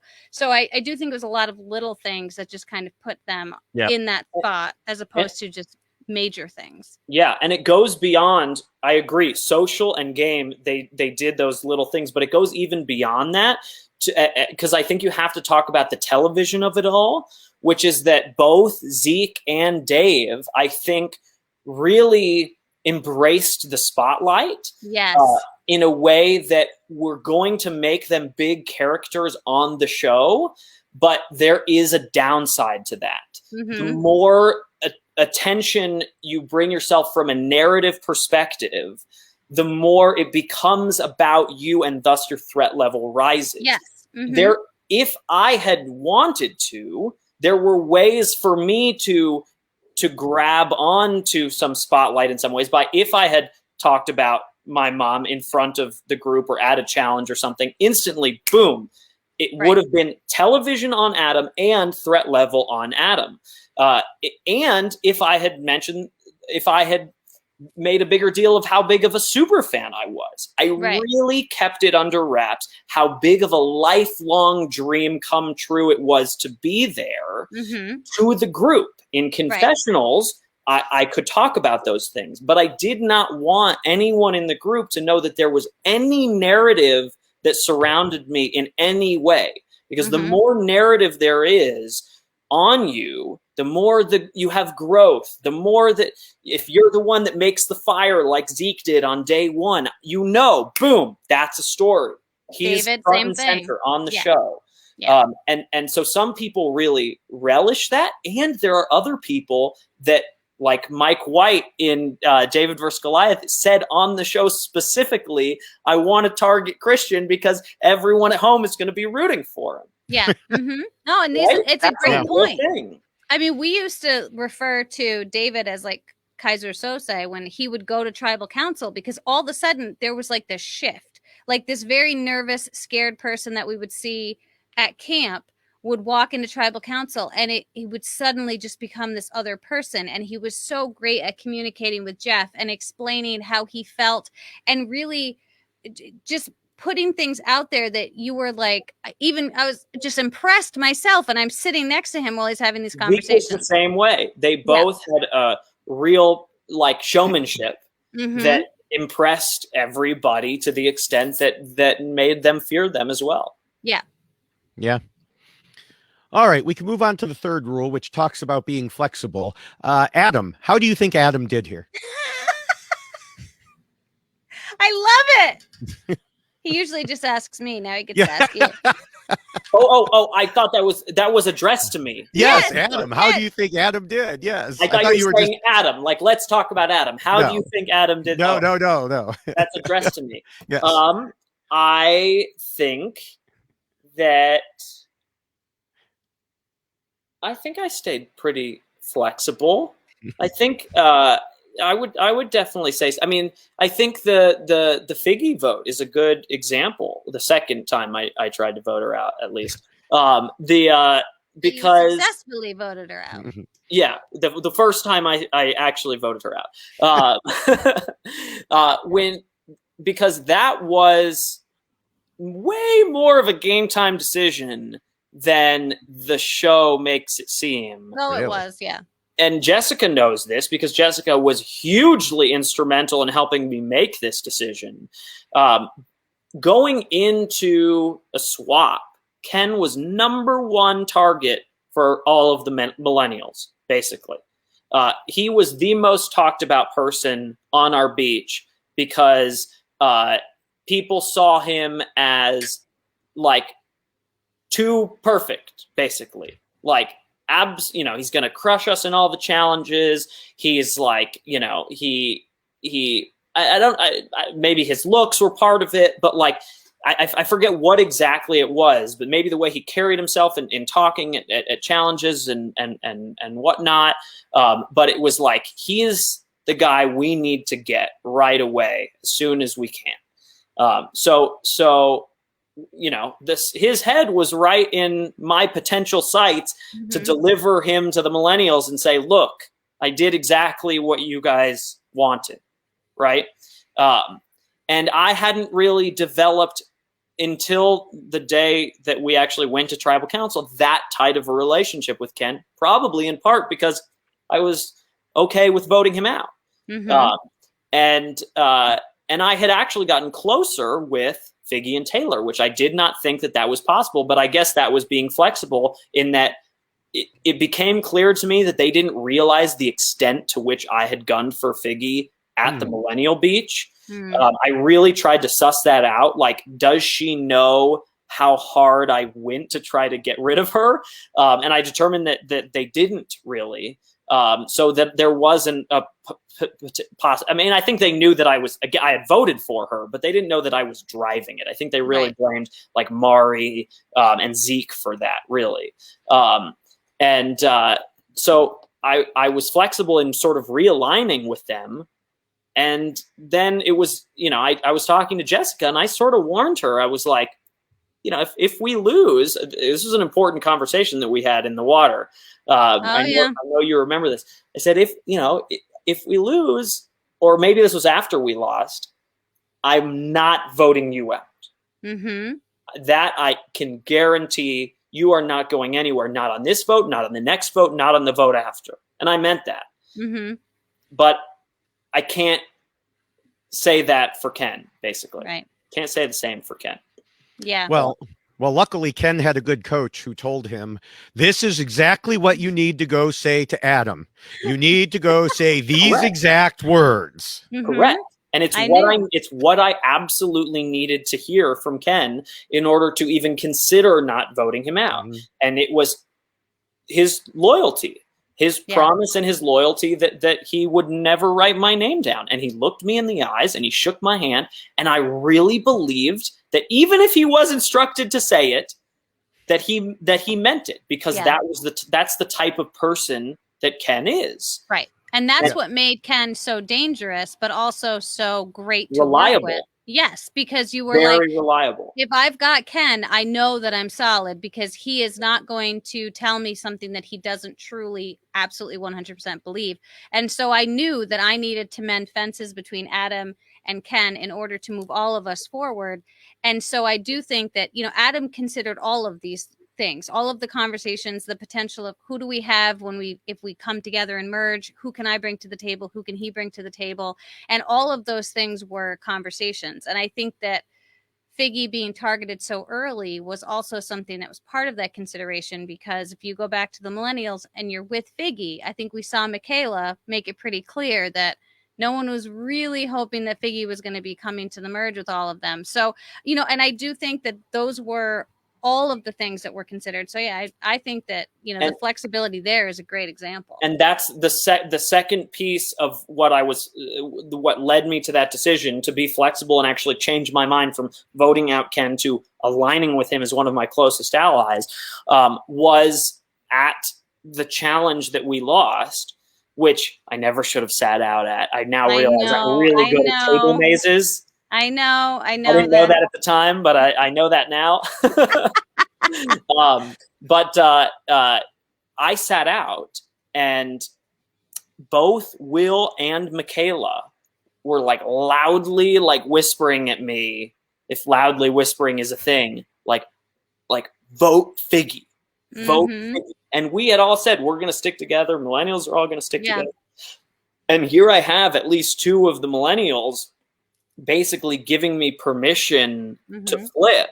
Mm-hmm. So now, instead of delivering Ken's head on a silver platter, I can both align with him, set myself up to also align with Dave, which was a key part of this. Was Jessica and Ken were like, we have Dave. I was like, okay, so that's another ally that I win if I keep Ken, and deliver Figgy to Michaela and Will or anyone else who was wanting that to happen. But that was absolutely not my intention originally in that tribe. Yeah. Yeah. And you mentioned Ken, being solid and loyal. And, at Final Tribal Council, Sunday basically asked how the finalists did in terms of this rule. I mean, that was essentially her question. And of course, Ken spoke and Hannah spoke, and Ken was like, well, I'm this way. And, then it got to Adam, and he's like, well, I'm a combination, not too rigid, but solid enough that I can be counted on. And, I did keep my word to people in the game. I mean, I never promised Dave Final Four. You know what I mean? Like I said to Dave, like, we're going to go to the Final Six. Okay. Even when we were there was one point, I forget how many people were left. Some people would say this is so dumb. But I was very, almost honest to a fault with people. Like I said to Dave, look, I don't want to go to the end with you. I said this to him pretty early on. I said, but these other people, they want you out now. Brett, Sunday, Jay, these people want your head tonight. So you can count on me doing what is going to be best for me. And I have absolutely no interest in getting rid of you for a while. And so, like, you need me right now. Because he did. Yeah. He No, for sure. absolutely needed me. Mhm. And I think ultimately that super direct honesty paid dividends in a number of ways. One, at the end of the game, people were like, he did what he said he was going to do, and I can respect that. And two, it made people believe that I was not capable of lying. And that was game changing because the Will's flip does not happen at the final 9. Our group does not regain control, and as you say, go on to Pagong, Will, and Zeke's group if Will doesn't trust me. And he didn't trust me because I had never gone for him and I was so loyal to him or whatever. He trusted me because he didn't think that I could lie to him, because I had been so stupidly honest at times. And I, like, after I targeted him at the merge, I came to him that night, and because I knew it had come out, and that's why he voted for me. And I went to Will. I said, here are all of the reasons why I targeted you. It's because you lied about telling me that I should vote Figgy out. He claimed that never happened, which it obviously did. I said, you threw me under the bus with that. I said, you ignored me all day, whatever. I gave my list of why I didn't trust him. Oh, you flipped at me in the on the Mari vote when you said you were with me and you said whatever. So I have no reason to trust you. So when the time came that it's like our interests are aligned, this was the biggest lie I told in the entire game, and one of the only lies I told in the entire game. I promised Will that him, me, and Hannah would flip-flop back and forth, eliminating all of the biggest threats in the game. The pendulum strategy. What's that? The pendulum strategy. So that the three of us would sit in the end together. If that would have happened the way he wanted it to, everyone says now, like, oh, Will would have been a GOAT or whatever, like Will could never win. Will would have won, I think, if that had happened. If I had gone along with his plan and he had made it happen the way he envisioned, he would have run the entirety of the game from then on. And I do believe that he would have won. Well, yeah, he could have been up there saying, I'm the youngest person to have ever been here. I was in high school and I played all of you. I directed all of this. How do you not vote for that? Goats, Adam and Hannah, whatever. I got them to trust me, even though Adam had gunned for me before, and I got him to like vote with me or whatever. And I took out everyone who was ahead of me as a threat level, whatever. He would have had a real argument to win there. But that flip only happens because I was able to look Will in the eye and lie to him and say to him, absolutely, I am 100% on board. We are going to run the rest of this game together. He believed me, and that is why he lost the game, and I was able to move forward and win. Yeah. But I was only able to tell that one really important lie because of how brutally honest I was throughout the rest of the game. Yeah. And I think that's obviously an important part. Some other important parts is, staying with the core alliance while also having the side alliances that you mentioned, like with Brett. Who I did also keep safe. Right. Like I was able to maintain my allegiance to him, even though we weren't in the same group. Right. There was the weird frenemy-ship with Jay, the deal with Taylor, all of that. I already mentioned how you also talked at one point about how you'd been sitting back and letting others take more of a lead role, even when you thought it was a terrible idea. I mean, that was a situation where you could have stood firm and gotten into a fight and said, no, this is not what I want to do. This is a bad move. But instead, let it happen. Bring it up at final tribal council. Well, I think what you're talking about is the Sunday vote. Yes. And what happened with that was my original plan was that we put all of the Ken needed to win immunity. That's when I helped Ken win immunity so that both Jay and Dave would be vulnerable. And I knew Jay had the idol. So the plan was we put 4 votes on Jay, and Jay, Brett, and Sunday vote for Dave, Jay plays his idol or doesn't and then goes home. And if he does play the idol, then Dave goes home. Either way, it's sort of a win. A big threat goes down. We use Dave as sort of the sacrificial goat to castrate Jay, I guess. I don't know what the word I'm looking for there, but like remove his idol from his possession, which was going to be really important for our ability to get rid of him. And because the reason why this was, to me, the best plan at the time was because I knew how good Jay was at sussing things out. And I thought that if we don't actually put 4 votes on Jay, he will figure it out and not play his idol. And and that's worse. If we voted out Sunday and Jay did not play his idol, it would have been a really bad move. It turned out not to be a really bad move. And it, in fact, may have been the best move possible because Jay played his idol. And it was only at the point where I was convinced that Jay was going to play his idol that I acquiesced and said, okay, we can, like, I will vote out Sunday here. But I was nervous as hell. And it was so last minute that I thought, because I had been honest with Jay. When we had that conversation in the hammock and I said, you need to play your idol tonight. Again, this is where I was being brutally honest. I said, I cannot let you get farther in this game with an idol in your pocket. You have to play your idol tonight. We are voting for you. And I was not lying to him at the time. But then because I was able to tell him the truth, which again, Jay is really, really good at sussing people out and figuring out if they're telling him the truth. And he knew that I was telling him the truth, right? And so that made me feel more comfortable to then shift the votes away from Jay.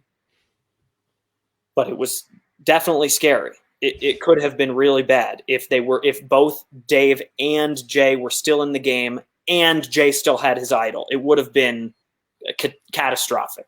Yeah, Dave, did you know that Jay had an idol? But ultimately, it worked out like better than my original plan would have. Yeah, I think from a jury perspective, we were all kind of scratching our heads about that one. But I think the explanation that you provide is a good one because, I mean, ultimately, that's what you needed to have happen. Even though they were both still in the game, you did at least eliminate the use of the idol for later. And it did have the added benefit of because it was a head scratcher for some of the jury members, and obviously Sunday didn't like it and Brett didn't like it and whatever. I could sort of pass the buck on and sort of blame Hannah, I suppose, for that, and not have to take the heat on what was sort of a controversial vote, and instead try to take credit for things that were less controversial. Yeah. Right. Yeah. Now, another major part of this rule says you can't simply tie yourself to one alliance and hope that it survives, which means not playing a game that is or appears to be so loyal that you allow big threats to get to the end. And Adam was the counterpoint by explaining why he kept the threats, how he intended to get rid of them at specific times, rather than them making it to the end. So it's, another way to show flexibility there. So I think that's a great point. David, you're right. That's right. Yeah. So we can move to the 4th rule, which tells players not to let their emotions control them. Jessica, how did Adam do in this rule? Well, I think considering what we learned later about Adam at the end of the game, I think obviously you did a phenomenal job keeping your emotions in check throughout the whole game. I mean, I do think that there were times that people thought that you were being a bit, much, just because there was, there was the scrambling and there was the way that you would present yourself sometimes to people where it led to some people saying things about you that were not representative of who you are as a person. But I just think that overall, yeah, absolutely. I think you were playing the game as hard as you needed to play it, but you were also able to keep the personal component of your life to yourself when you were with the tribe, and only utilize those moments when you were by yourself. And so, I mean, that in and of itself, I have no idea how you managed to do it as long as you Also, did. don't feel the need to like censor yourself if like if you want to say something about like how I approach people in a negative way or whatever, like you can just say it. Like you're not. No, I think I will say, like, one of the things that that I noticed about you before I even got to know you, and because I was actually going back through some of my notes that I had of people, because I was asked by someone to look at something, and something that I had noticed about you was I thought you were unimpressive, and just because, well, you know how some people like walk into a room and you're like, you immediately like, wow, like that's that, and I can. right. Yeah. But for someone like Adam, being unimpressive on Survivor is actually a good thing. Yes. Because people won't look at you and see you as an immediate threat. They won't think that you'll be really great at challenges, or they You're won't jumping think rules again. I know I'm jumping rules. I know. But I'm saying this because I do think that when Adam was then interacting with people, I think it struck people as, well, that's not what I was expecting. I wasn't expecting Adam to present himself in such, like, to be so sure of himself, or to be so strong in his idea or what he wanted to do. You were really like an anomaly. I mean, because it was, you don't present yourself in the way that you necessarily will walk into a room and people will make a determination about you. And so I think that as far as Survivor is concerned, that's a great trait to have, because everyone's ideas of you are not what they then see when they're playing the game with you. And I think then they're like, oh, shit, what just happened? Like, why is Adam doing that? Because that's not the way Adam is supposed to be, because we've judged everybody, right? We've made determinations about how we think people are supposed to be based upon what we're observing. And so I do think that that was my impression of you. And the more that I got to see you out there, the more that I realized I got to work with this guy, because this is someone who I want in my corner, because you are so unassuming. But then all of a sudden you start to realize what Adam is about, and you're like, oh, okay, this is someone who understands the game and knows how to play it, but also knows how to hide that component of himself. So yeah. I gave her permission to trash me, and then she said like the nicest things. Yes. I will say, though, I really appreciate you saying that, because I think it is an often overlooked part of the game and my game, is in that it was wholly intentional to appear that way from the get-go, downplaying how big of a fan I was, downplaying as much as possible that would make me stand out and make me appear likable or funny or interesting or whatever. Yeah. To like an example, this is sort of a classic example, but this is sort of one that I think that people, that resonates well with people, is like where people sleep, right? Yeah. Rob is famous for saying you can tell who's aligned with who by where they sleep. Okay. I know that people have, even if they don't consciously remember like that is something that has been said, it's, people are aware of that sort of thing. Yeah. And so I made it a point to rotate where and with who I slept, and oftentimes slept alone on purpose to make it appear that I was unconnected in the group. Sunday and Brett and Chris would sleep together every single night, and sometimes, Dave with them or whatever. So you got a sense of who liked who, and I wanted everybody to think that I had nobody. And I think it worked really well on someone like Chris, who thought, that I was not somebody to be worried about at all. I think Chris wanted to go to the end with me, so he wanted to keep me in the game as a potential GOAT that he could bring to the end. And I think all those little things combined to give that impression. Anytime I would talk to Chris, for instance, always deferential, always like a little kid almost. Like I need direction, like tell me where to go. And I was very careful with how I presented myself publicly. Like I never would have said what Dave said at that reward challenge about what this means to me or whatever. I never wanted to have that story. And individually, I wanted people to know I am your GOAT. I am like, I really like you. I don't have that many relationships, but you and I, you accept me and you bring me in and you let me sleep next to you. So I will pay that back in basically my loyalty, and in not causing waves and problems and that sort of thing. And I think that was a massively important component of my ability to not just get to the end, but get to the end as somebody that people believed that they could beat at the end.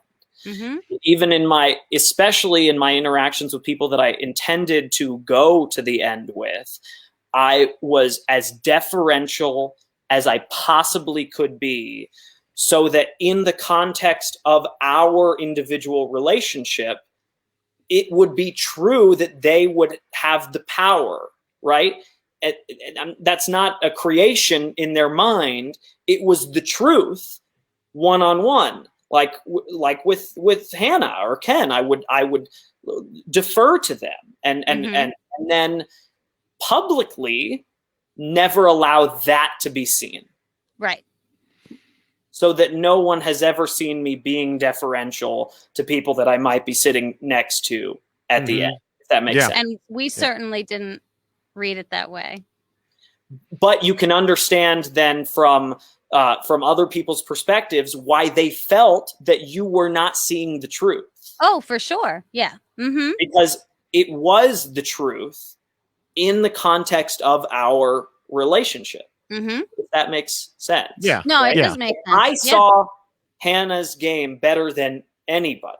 If I would have been one of the best people for her to have on the jury, because her and I worked so closely together down the stretch. And many of the things that happened were joint or even let her take the lead on. But I would always make sure to, and whether that's, some people might think that that's like sort of not sketchy, but like scummy or whatever to like do that. But that's the game. You want people to believe that they can beat you while showing to everybody else that you're actually the one making the decisions. Yeah. I mean, there was one international season, I won't spoil it for anyone, even though it's years ago, where someone made it to the end, whoever people thought did nothing, and they did such a good final tribal council performance that they convinced the jury that they had been in control the entire time.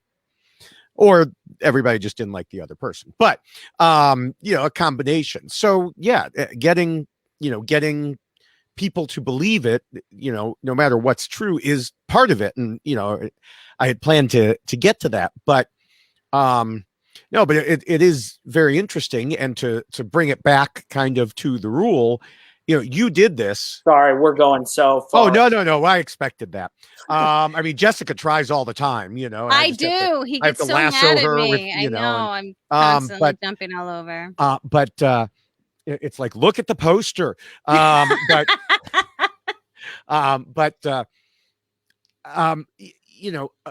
For you to have all that and be able to think of all that while you were the person who was most likely to have their emotions involved, just takes it another level. A couple weeks ago, Jessica and I talked about how Tyson did something similar when Rachel was voted out. He turned that into a focus and said, I'm going to win the game. And I'd say, if we take that, multiply it many times over, we have Adam. Yeah. There's no doubt I've never had more drive in my life to do anything than to win Survivor. I mean, with my everything, I wanted it. I needed it. I was unwilling to accept any other outcome. And I think intentionality in your life is really important. I think when you put your everything into something and you always believe that there's a way, because there were times where it looked bad, multiple times where it looked bad. But you just have to believe that there is a way, because I do believe that there is always a way.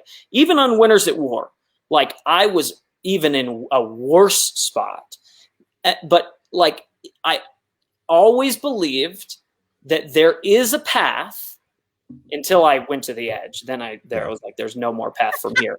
But until I was voted out, I was like, it's going to be very, very, very, very difficult, if not nearly impossible. But if I can get Sarah out here and start to get a group of ragtag people together and take control in some way, maybe I can make up for some of my previous errors that have gotten me in hot water. And I think you just have to really believe that there is a way, and never accept that you don't have a chance anymore. Right. Yeah. Believe that podium is an idol. Yeah. Yeah. But I mean, even when I went to the edge, I was still doing some of the things that we were just talking about how the perception, how to try to manipulate perception in small ways. When you look at juries and the way they react to things that are going on at tribal council, you can often see that they have become friendly after, even if they weren't in the game. They'll leave, they'll have drinks together in normal seasons, and they'll start laughing together. On Edge of Extinction in our season, people were swapping clothes all the time. Ethan wearing all kinds of funny little hijinks and things like that. And even though it sounded fun and I wanted to engage in all those things, like, oh my God, I can't just believe they just did that. Every small little thing helps. And so I, on purpose, whether they were paying attention or not, but just in case, always tried to look sullen, sad, like I had no friends around me. I did not exchange clothes. I did not whisper with other people. I did not I would respond to what was going on in the game, but never engaging with the people, other members of the jury, in case if you get back in, you want to be able to say, you guys saw me on the jury. They were all talking to each other. They hated me. They bullied me out there. They thought I was worthless. They don't even understand why I'm here. You know what I mean? And the only way to sell, you can take me to the end and I have no chance, is if you start building that from the beginning. And so there's always something that you can be doing to manage your threat level and the perception of you within the group and how you stand in the hierarchy. And I don't like some people say, well, I had such a big target coming in. I was doomed from the start. I never had a chance. Tony won Winners at War.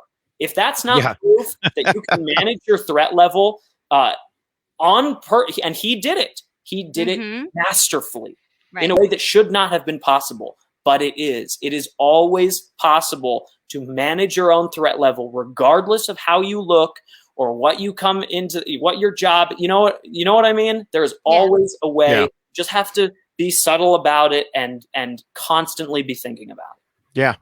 Yeah. So let's go ahead, since we've been talking about that. Let's skip Rule 5 for the moment and go straight to Rule 6, which is the warns against being too much of a threat, because this was a key to Adam's win here. Every time this season when someone would become an obvious threat, immediately booted. Except of course for David, who hung around longer than he should have. But Adam knew that he couldn't move too early or he would become the biggest target and suffer the same fate. There were times when the spotlight shone on Adam, but he was able to find a way to hide from it. Jay said in his Jury Speaks video that Adam worked in the shadows and kept big threats until he didn't need them. For example, stepping back when the David and Zeke war broke out, allowing them to draw everyone's attention. As the game progressed, keeping in just the right number of threats to balance each other and shield you. Explaining at Final Tribal Council that you made sure that there were 3 bigger threats than you were at the final 6. And it was a risk, and you knew that you would likely lose to Jay or David. I think it's safe to say that. We've established that. Yes. But you were careful and planned out the right time to make the move, wanting to take the shot against David when it was available, instead of it coming down to the very last challenge and vote and relying on super loyal Ken to flip. And you even said in episode 12, this is the moment you were going to start making the moves to win the game. And let's address something that I think has come up many times over the years, which I think is a fair criticism, is that it wasn't necessarily always me that set up that final six, for instance. Like my plan at the final seven, my original plan was for one of Jay or Dave to go home. Right. And instead we went with Hannah's plan, which was to vote out Sunday, and so there's always, a lot of people that talk about like me as using the meat shield strategy as one of the central components of my game. I definitely think there's some truth to that, but I wasn't totally focused on, I need to make sure that Jay and Dave are both in the final six so that I can vote them out or whatever. I may have said something like that at Final Tribal Council, because you're going to say, look, you can say whatever you want at Final Tribal Council, and that should be celebrated. That should be like lauded if you're able to convince somebody that you did something that you didn't or whatever. But it is true that it wasn't really my dream scenario to have both of them at the final six. I thought it might be cutting it too close. Mm-hmm. What if they go on a little bit of immunity streak? I thought 7 was the right time. So the specifics of it can definitely be debated as to whether that was it actually more Hannah's plan than it was mine or whatever. And I think that's a totally fair thing to discuss. So I kind of want to say that wasn't the main feature of my winning game was keeping these big threats in the game. I definitely think it was with Dave. I did want to keep Dave in the game because I knew that he needed me, not just because he would be an easier vote out at the end because everyone knew he was such a big threat, but because I knew that he could not vote me out earlier because I was one of the very few people willing to keep him in the game. Right. Meanwhile, Jay, you see on the show, I wanted to vote out Jay significantly earlier. Right. So I cannot take full credit for keeping both Jay and Dave in the game until the final six. But there was always a path in my mind. Yeah. Right. And I think also that it wasn't just that you kept the bigger threats in, but that, like you've already discussed, you kept your own threat level low. That is more the key. Because there was a moment in time where I was willing, and maybe this wouldn't have worked in hindsight, I was willing to go to the final 5 with myself, Ken, and Hannah, along with Brett and Sunday. And it now, looking back, it's easy to say that would have been so dumb because Adam would have been clearly, if not the top threat, one of the top threats at that point. And so then they would have cut him down because now he is one of the biggest threats. But I really believed, and I'll never know how true this really was, but I really believed that Brett and Sunday thought that they could beat me. I think they did think that they could beat you. I thought that it wouldn't, and I know for a fact that my relationship with Brett and Sunday was much, much stronger than with, say, Ken. And I think if it came down to it and they're like, we get to go to the end together and we're going to beat you, I don't necessarily need to sit at the end with Ken. Do you know what I mean? Yeah. It would have been a way riskier final 5, but for a different reason, because now I might have been the big threat. But I really believed at the time and kind of still now that in that moment, Brett wouldn't probably say this now, but in that moment, I think he might still say now that I would have beat Adam, right? I think he thought I can go to the end with Adam. I think there was a very strong resonating theme amongst people who were in the game still, people looking at it from the jury perspective of who's left and who people wanted to be sitting next to in the end. And I do think that you ultimately were able to look at the group that you had and pick the two people that you knew that you could beat in the end. And that, I think, was a huge component to your win, because we've already talked about if you were sitting next to David or if you were sitting next to Jay, probably wouldn't have won. So the fact that you probably isn't, I think, an understatement, but yeah. Yeah, so it's one of those situations where you maneuvered it in such a way that you were sitting next to the two people that I think most of the people who were playing the game with you at the time wanted to sit next to in the end. And it was about that threat level. Like, I think everyone was looking at who is the most threatening person, and you had such an ability to kind of manage your middle ground in that regard. Like, you weren't the Jay and you weren't the David, and because of that, you were the kind of floating in the middle. And so I think it gave you more options as to where, you fit into that. And so when people were looking at who do I want to sit next to in the end, it was like, well, I don't want to sit next to Jay and David. I do want to sit next to Hannah and Ken. So then that kind of put you in that middle ground. And so, I do think that it worked out exceptionally well for you, how you managed your threat level amongst the people that you were playing with. I also think it's important to point out that it was not all intentional. While a lot of it was intentional, and this is something that people who would critique my win would say, and rightfully so, it was not all intentional. The managing of my threat level was buoyed in part by mistakes that I had made. When I got into the big blow up with Taylor, it was good for my game ultimately, because nobody in a million years ever would believe that Taylor was going to vote for me at the end. And yet, I remember specifically sitting at tribal council. I would always look at the jury, smile at them, make a little bit of like acknowledgement of their existence, which is so simple to do, but you'd be surprised how many people don't do it. As someone who has sat on the jury, most people never look at the jury. I don't know why, but they're so focused on Jeff and what they're doing that they just don't make a little bit of eye contact, a little bit of acknowledgement. And I swear to God, Taylor was winking at me from the jury, right? Nobody in a million years ever would have guessed that. That was not intentional, right? I mean, it was intentional to hide my relationship with Taylor in the game, but the piece where we got into it at tribal council and he blew up my game, I did not mean for that to happen. Yeah. Right? Right. You know what I mean? Right. But it helped my game massively because no one could ever imagine that he would vote for me. And he wasn't the only person that I had sort of something like that. Right. With. People didn't really know my relationship with Jay, and like, again, it wasn't all intentional. Like, it just that's how our relationship developed, and you know what I mean. So I was definitely helped out by making stumbles along the way that weren't bad enough to cripple my game, but were bad enough to get people's attention. Right. Yeah.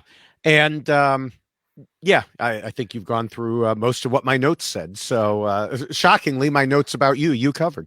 This is for all the people who don't like me so much. I just wanted to acknowledge them and see them and know that I understand you, and some of what you say is fair. And a lot of what you say is not, but some of it is very, very fair.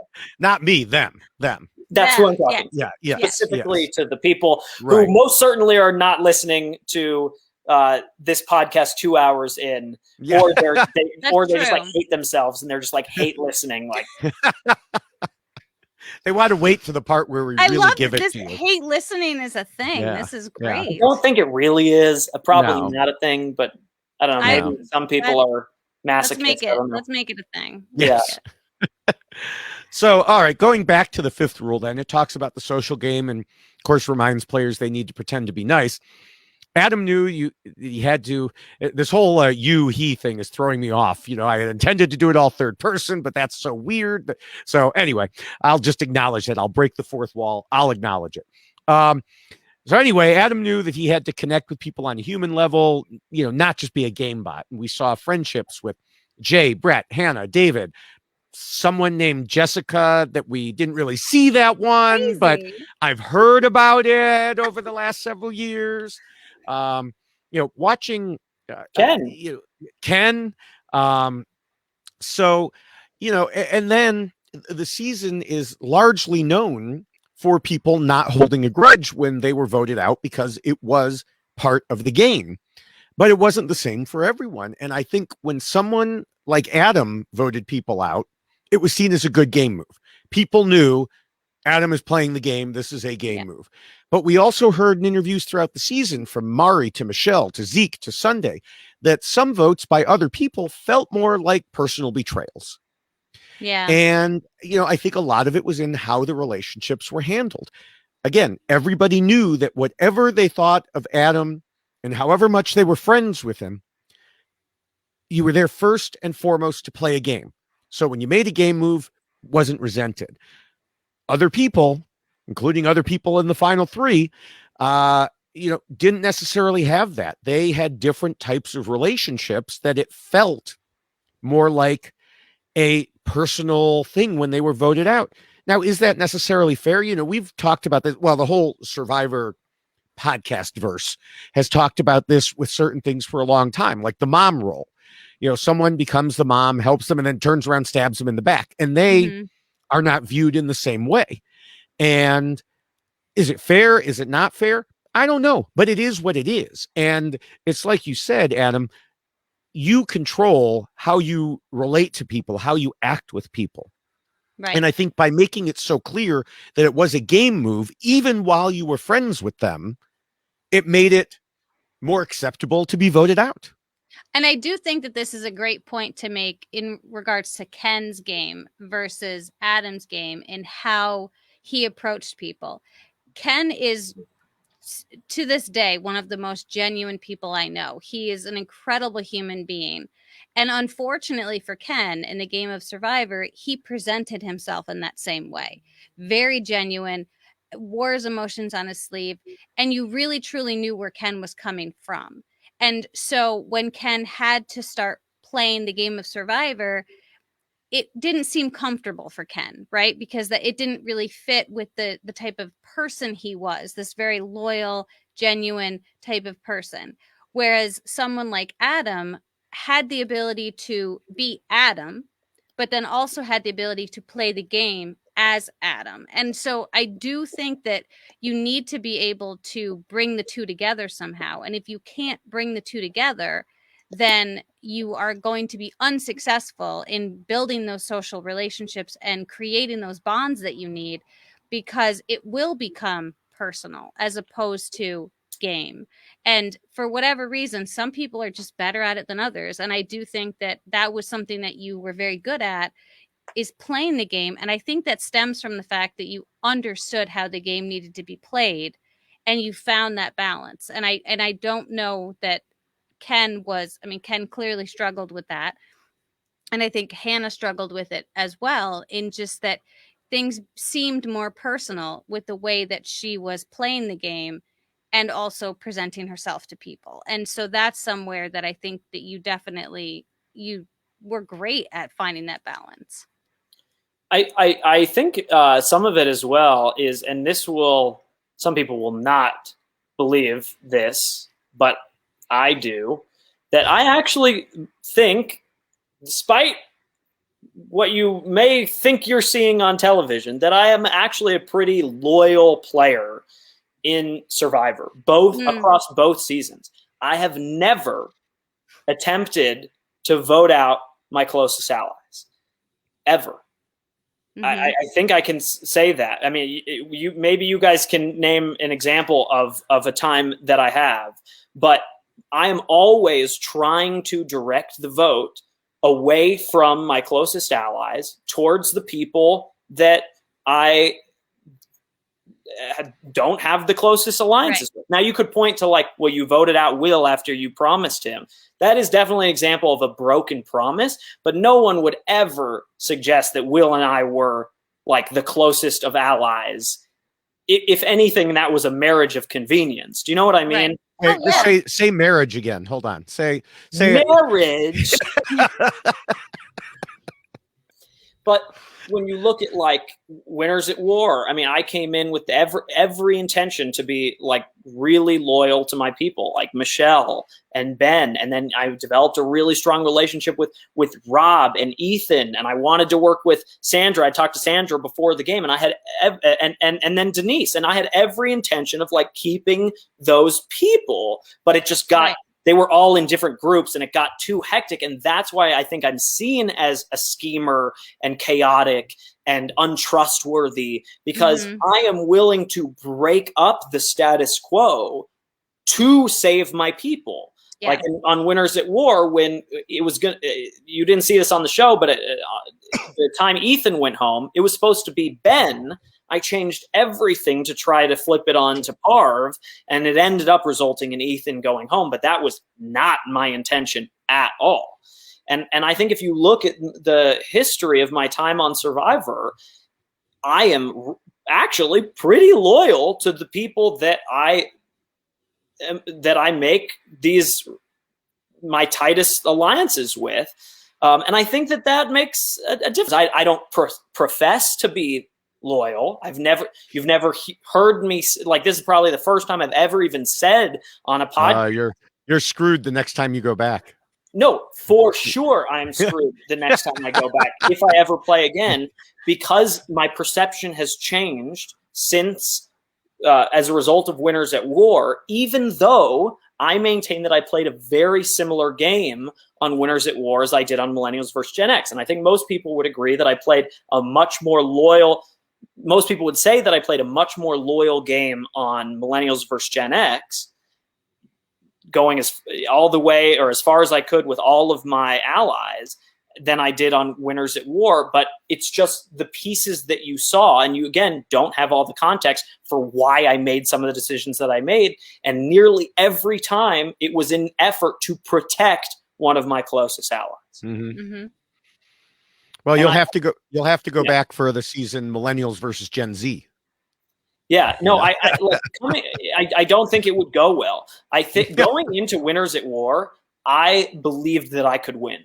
I really was like, the meta sets up for me really well. I have really good relationships with these people. Like, I don't think they see me as scheming or dishonest. I don't think the same is true anymore, unfortunately. It's really, it's too bad. Even some of my relationships I don't think are as good because I'm seeing in this way. You know what I mean? Yeah. Well, I've played Settlers of Catan with you, and I know you were schemy in that game, and you even got called out for it by Sophie's husband. But if I make a promise to you in that game, have I ever broken a promise in Settlers of Catan? No. There you go. No. I don't. I like if I really give you, again, the will thing, I lied to him, but But again, I think it depends on how you present it to people, because if it becomes part of your like narrative, and if it becomes part of what you are always explaining yourself to people as one of your attributes, I'm very loyal. Which I will never say that one of my defining characteristics is loyalty, even though I think I have over the course of 2 seasons played 2 pretty loyal games. Right. So I think it's actions speak louder than words. And so by your actions, you're showing yourself to be loyal. You don't need to put it on a t-shirt and tell everybody you are. But there are that would be a good t-shirt, though. Maybe we should look into that. I am loyal. Unless you try to vote me out first, Boston Rob. Yeah. Well, I don't know if you've ever heard. Sorry, Jessica. There's a brand called Obvious Shirts. I don't know if you ever heard of it. It started It started with the Cubs, and they've done a few other things. And so they'll have things like, Chris Bryant is good at baseball. I like it better when we win. They are literally obvious statements. You can follow them on Twitter. And I think we should do obvious shirts for Survivor. That would be awesome. I am loyal. I will stab you in the back. Whatever. Just I am a flipper. Yeah. I wish I hadn't drawn that rock. Right. Don't draw I rocks. cry more than most people would find comfortable. Yes. I love it. Oh, so I do think that there is a lot to be said on how you present that attribute. And that's what some people are more mindful of when they play the game of Survivor than others, that you have to present yourself in the way that you want people to perceive you. And you can say all of the things that you want, but if you don't back it up with your actions, then you'll have a problem. Or if you say, this is how I am, this is how I am, this is how I am, and then you're not, then you have to explain yourself. And so it's almost safer to not provide that explanation of yourself. You don't want to give people a definition of who you are. You want them to figure it out. And I think that that's what you did well, Adam, was letting people figure out who you are, as opposed to, let me tell you who I am, and then they have expectations of you. So I never professed to be a very loyal person, but my actions, like when I would tell Dave, like, yeah, I'm going to try to vote you out at the Final Four or whatever, it's even though it's like disloyal and that I'm going to try to vote him, it's honest, and direct. Right. All right, we can go ahead to Rule 7, since we already covered the 6th, which covers idols and advantages. And, of course, Adam had plenty of those. Yes. Starting at the 4th episode. I had them on Winners at War. Yeah. While everyone... that damn podium. Yeah. Thought I was on to something. I really did. Starting in the 4th episode of this season, while everyone else on the Millennial tribe was hunting a goat, Adam took the opportunity to search for an idol. Found the clue, was smart enough about the game to know that you had to find the idol before tribal council or a swap, which you did. Eventually played the idol to save Hannah, only to find out that Hannah didn't need saving. I even though that you might call that a misfire of an idol, I think, first of all, since Will was being so cagey about where he was being, I think it made perfect sense. We saw that last time Jessica and I podcasted on Blood versus Water, when Tyson did the same thing when Monica was being cagey. And the other thing is, it took away, it deflated Will's big move. It did. He was talking about, I want to, I'm going to flip and I'm going to show and I'm going to put it on my resume. And Adam was like, nope, that's going on my resume. And, even though people knew, well, you didn't need to do it, it still was something that was showier in front of the jury. And it was also a good read, because you knew who the vote was going towards and you knew who you needed to save. So, and yes, it is a big move as far as the jury is concerned, because we don't necessarily see all of the votes. I mean, Jeff stops reading when that person is voted out. And so it is something that the jury got to see, and then we got to hear from Will, obviously, what happened with the vote when he came back to tribal after. But, I do think that that's something that speaks volumes when you're sitting in front of a jury. See, this is one of those areas where I see that I've often seen that I get a lot of credit for this. And this is one of those instances where I don't think that the credit is due. In fact, I think this speaks more to Will, that this is all like Will. Like, me playing that idol was absolutely intentional by Will. Oh, and it was. And there is a story here. There's definitely a story. And that story is, when he went up to vote, he didn't want me to feel comfortable. He didn't know that I had an idol, but just in case there's one, why not try to flush it? And no one had ever done anything like this, as far as I'm concerned. But at that point in time, no longer, but at that point in time, you could see the back of the person that was voting.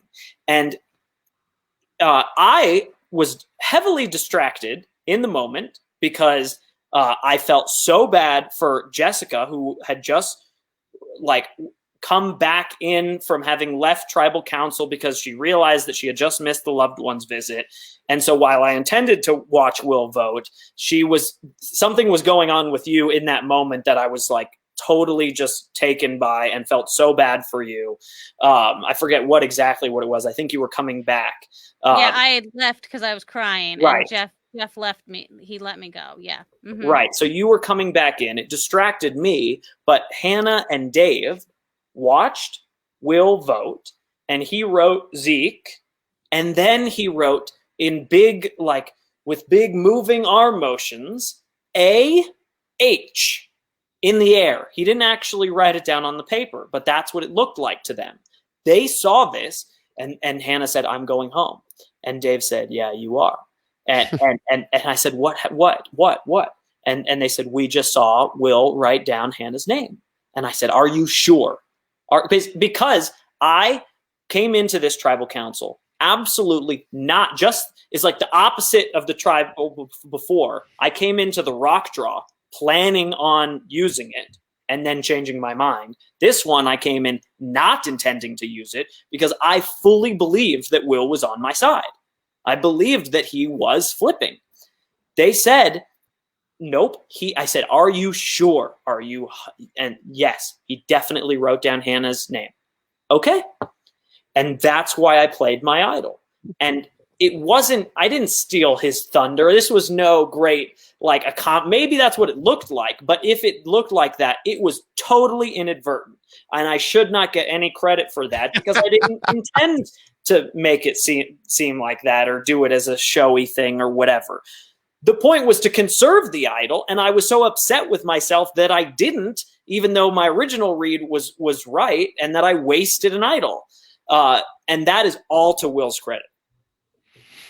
Okay. So okay. Mark's against you then. Yeah. Not against me, but just I will look. Right. This is why, like, I am happy to look at myself, I think, as objectively as possible and say, I should be credited for this. I think I did this well. And this is not a fair, what's a good word? The opposite of critique.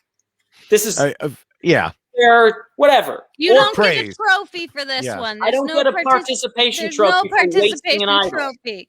Both of my idol plays were atrocious. Yeah. I mean, the other idol was, of course, at Final Five. Even worse. That was even worse. I mean, but getting it was good because you had it instead of David.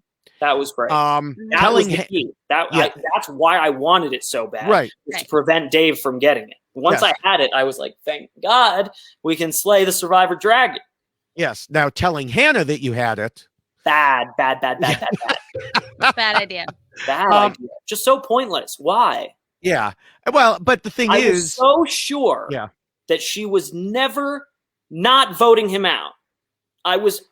This is when you can get overconfident in the game. I thought the only way I go home at the Final Five is if Dave wins immunity or he finds an idol. He didn't win immunity and he didn't find the idol. And I knew both of those things to be true. So I'm like, it's done. It's set in stone.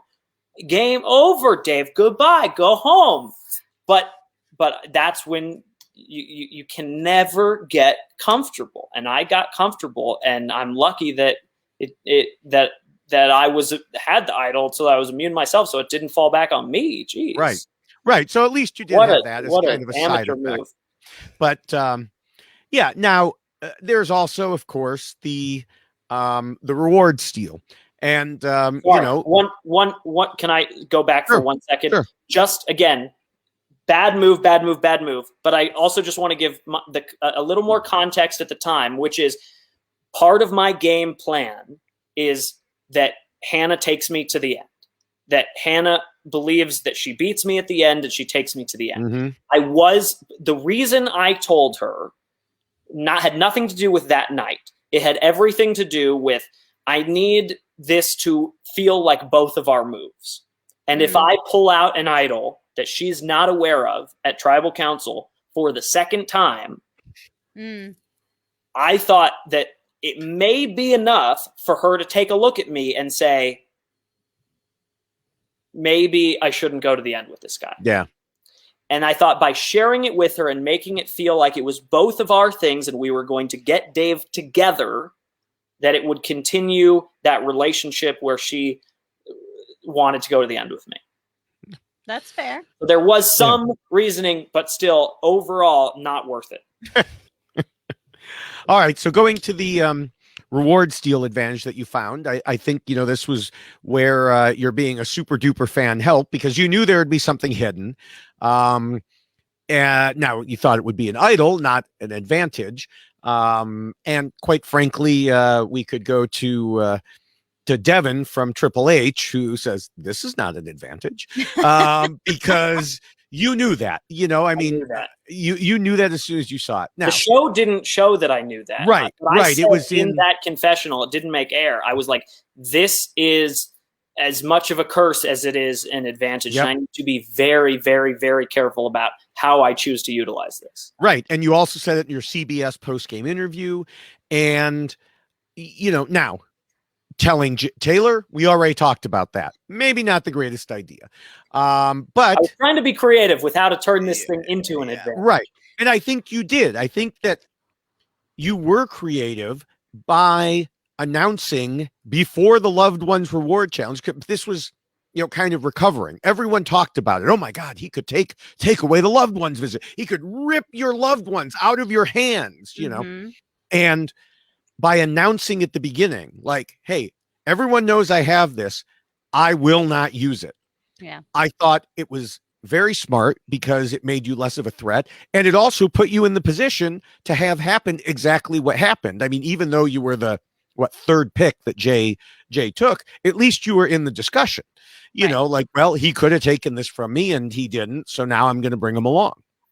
And I loved the play that I loved that you then gave it to Jay after the fact too, because that clearly benefited you later as well. So that's, and I will say, while that worked out for me and Jay took me on that reward later and I sort of got it off my back, it really was not a strategic move.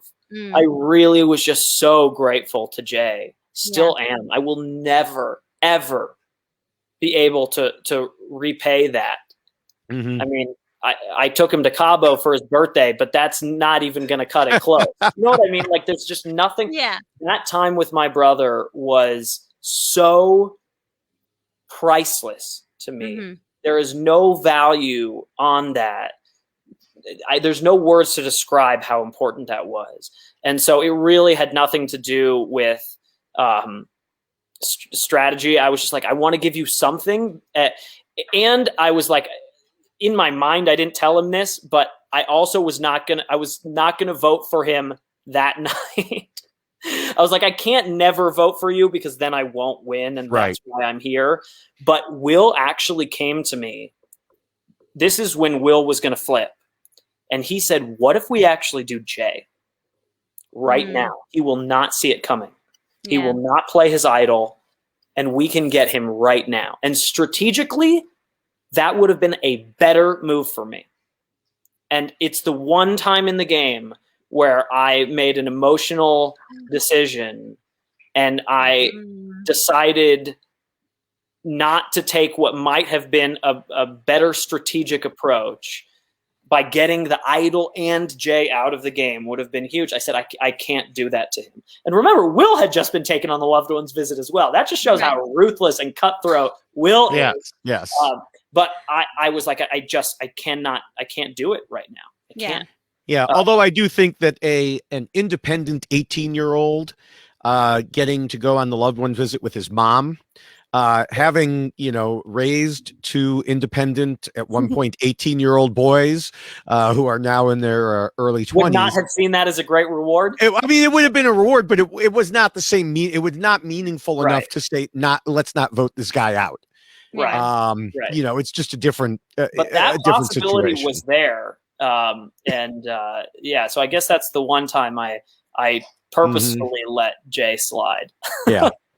Yeah, watching that episode back to back, obviously in the rewatch, you watch a couple episodes at a time. And I said, I texted Jessica and I said, I just watched the worst episode ever, followed by the episode that made me bawl more than any episode ever. And she was like, oh, I know which two you were talking about. Yeah. Those are two of the worst episodes for me to get through as well. Yeah. Also, the reward steal advantage, I did not always intend to play that way. Again, I adjusted some things over time, but that was my intention of how to play that. I wanted to guarantee myself the loved ones visit. I really did. It was so, like I just said, so incredibly important to me. And so I thought, what's the least damaging way to do it? I will announce in advance that I am going to use this no matter what. But my first pick will be the person who won. My second pick will be whoever they want. And if I have a third pick, it will be whoever they want. So essentially, I'm just guaranteeing that you're going to pick me, basically. Right. But the winner is still going to be the winner and still get to pick however many other people get to go. Yeah, and that's when Jeff Probst says, "Oh, sorry, nobody else gets to go but you in this particular one." You know.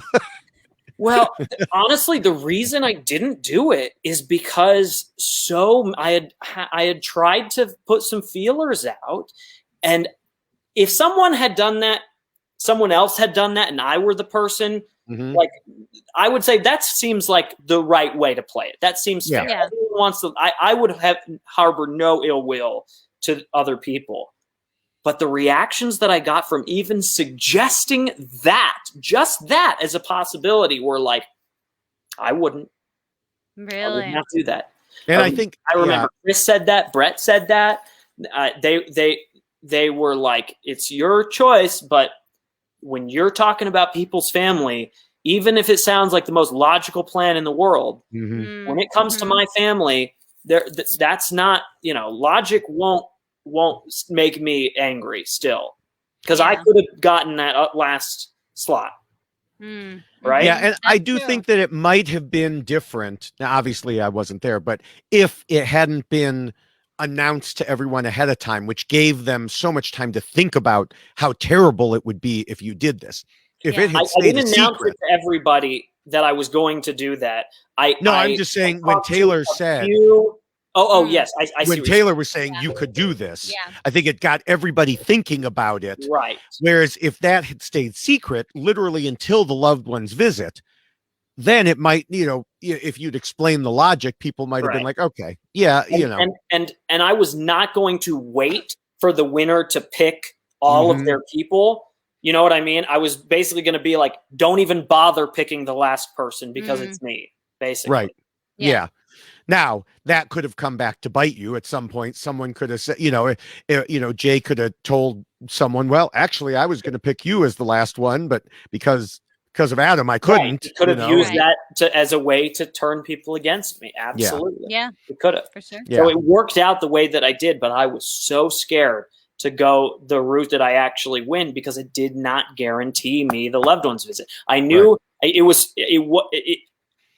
strategic in the sense that I knew it would raise my chances of being picked for the loved ones visit.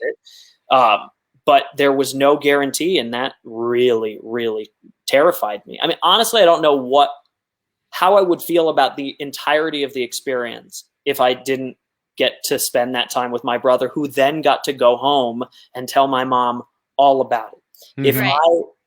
If I wouldn't have gotten that, I don't know that I could have said in good faith that it would have been worth it. Yeah. Because the whole point was to bring her joy. Yes. And to give her something to look forward to and to get to hear about. And if my brother came home with nothing. Yeah. No, and that's not what happened. Right. Right. Right. Yeah. And thank Jay. Yeah. Seriously. Thank God and thank Jay. We'll put that on a t-shirt too. Yeah, there you go. There you go. Out of context Twitter account. Right. That's perfect, right? Yeah. All right. So we can move on now to Appendix A, which is about the rest of the tribe keeping their end goals in mind. Well, when everybody keeping their end goals in mind, and says, vote out the weak, then the strong, then the weak, then the strong. I will say that on the Borneo podcast, I got to point out when Sue was talking about voting out the weak, and someone was voting out the strong, and Mel, who was on with me, was talking about it, and Rob is just like, you have no idea how happy you're making David right now. Because Rob used to always make fun of that, but hey, It's right here. It's it's on the mug now. It's on the mug. on the t-shirt. That's right. So, rule. but yes. Now we don't need to go through the whole voting history, but we definitely saw you, Adam, keeping your end goal in mind throughout the game. Obviously, I'd say going back to the discussion we've already had about your decision, stay with Figtails and the Millennials or vote out Figgy. You were looking ahead, far ahead. Mhm. A lot of people would have just been saying, oh, well, I have to stay with my original tribe numbers. That's the end of it. But you had all those other things that you already discussed. Now, we don't need to go over them again because you already discussed them. So, but I just think the point is it shows you were thinking to the end of the game. Getting to the end, and you've already talked about this too, you understood that you had to take out the strong players before they could make their way into the final three. Jay, correct move. David should have been, from the point of view of this appendix, should have been voted out next. The majority should have been focused on the members of their own alliance who threatened their chances in the end. And David was clearly the stronger opponent here, and you knew that was the right move to make. And I think the stronger, Brett won't like me saying this, but I think the stronger challenge performer as well. Mm-hmm. Oh, yeah. Well, I think you said it on the show. I don't think it's a surprise. I remember you saying something like, but Brett, at the time that I said it about Brett, it was actually to protect him because that was not at that moment. I think it was an earlier round when someone suggested voting out Brett. And that was one of my lines for why Brett should stay is he's a threat. We can beat him in challenges. So even though I think there's maybe an element of truth to that, I mean, I just said that I think that there is, it was also part of my arsenal for keeping him safe. Yeah. Yeah. So I think in the end, the key point mentioned by this appendix is you want to be better thought of than the people left with you in the final three, which leads us into the long-awaited Appendix B, which covers the jury phase, final tribal council. Now, one criticism I've heard leveled against your win, I know nobody ever criticizes it, but one that I have heard is that you were up against two people who would have been beaten by anyone. But that's kind of, and I told the person, because there was someone saying this in, some discussion. I was like, yeah, that's the point. That's the point of this appendix. Despite what some players we've seen in other seasons say, you don't want to bring the strongest opposition so you can test yourself. You want to bring the people who you believe you can beat, period. Yeah. And the Jury Speaks videos, I keep referencing them. They told the tale because thank God for those Jury Speaks videos. Yes. If they didn't exist, I think there would be no way to prove that I didn't win because of the story about mom. Right. I have proof in those videos. The jury did not know, except for Jay, the jury did not know about my mom. And they all said they won. Right. Okay, And so almost every single juror voiced a positive opinion about you compared to the other two. Brett started right off by saying there was one person who worked hard, or maybe hard, to get where he's at. Sunday liked how you played and said flat out that the other finalists couldn't convince her to change her vote. Jay said he pretty much had his vote set. Michelle was 90% sure she would vote for Adam unless something crazy happened. I don't know, maybe if a dragon swooped out of the sky. Zeke and David, they were a little cagier. They appeared willing to listen, but they were clearly already leaning towards you. And that carried over into Final Tribal Council because it was pretty clear. Even as much as Survivor likes to make it seem like, it could be anybody's game, it was pretty clear watching that the jury was pro Adam. Yeah. And watching the show? Yeah, I think so. I mean, especially now, okay, it was my third time watching, and obviously I knew the outcome. But certainly, Chris's thing, that was pretty damn obvious. And let me address Chris's thing for just 2 seconds, because Chris wanted more than anything to make that final summation, if you will, about David. Like, he thought for sure that there was going to be an opportunity for him to talk about David, and then David wasn't there anymore. But he managed to still do what he wanted to do, to give you credit for the move that you were a part of. And, and so but I don't think that that swayed anybody, because we were all like, Right. we're voting for Adam. Yeah. And that's a very common thing that's brought up, is like the Chris of it all saying Adam got Ken to vote out Dave or whatever, which people have debated so many times. And it's like Right. such a pointless discussion, because the game was already over. Like, Yes. do you know what I like? Yeah. It didn't matter who got credit for that, because if I got to the end with Ken and Hannah, I knew I would win. Right. And the jury knew I would win, and it didn't matter how the final four vote went down. Really, Right. Mm-hmm. People can debate it all they want. Yeah. And I do think it's interesting that the show never showed me actually talk to Ken, even though Yes. I did, of course, speak to Ken about voting out Dave. Like, what? No, I didn't just let Hannah handle the whole thing. So whether you give the credit to Hannah, or whether you give the credit to me, or whether you give the credit all to Ken for making the decision himself, it doesn't matter. Right. It doesn't matter. Yeah. Yeah, No, I was actually going to ask you about that, but you answered it already. But I do think it showed the way Chris and the rest of the jury, to some extent, thought of Ken, because quite frankly, Chris was so condescending to Ken in that moment, like giving Ken no credit at all for his own move, assuming, I mean, whether it was you, whether it was Hannah, whether it was Ken, the way they viewed you at that point was that you were in control. Yeah. And that's what matters. They viewed you that way, to the point that they assumed you had caused Ken to flip. Yeah. And when Ken was like, no, that was my move, Chris might as well have just patted him on the head. Like, sure, it was, Ken, sure.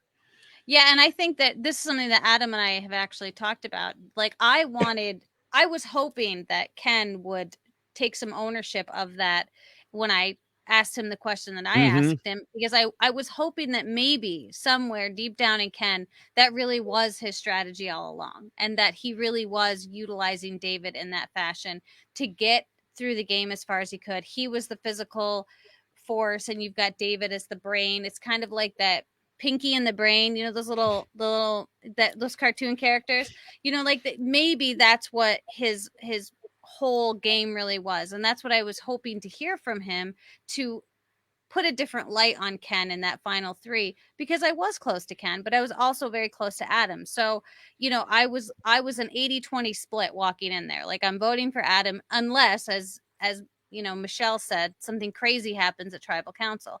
And unfortunately, that's not what happened. I mean, Adam was very like, he owned what he did, and he explained why he did, and talked about why other people did and what was wrong with what they did. And Ken didn't have that same force behind him. He didn't have that same representation of his game. So he was just feeding into what we all thought walking into that final tribal. And, you know, unfortunately, when people have those ideas about your game already, and then you go to final tribal council and it doesn't jive, you know, that you're hearing these things that are being said, it's like, that's not what we ever saw.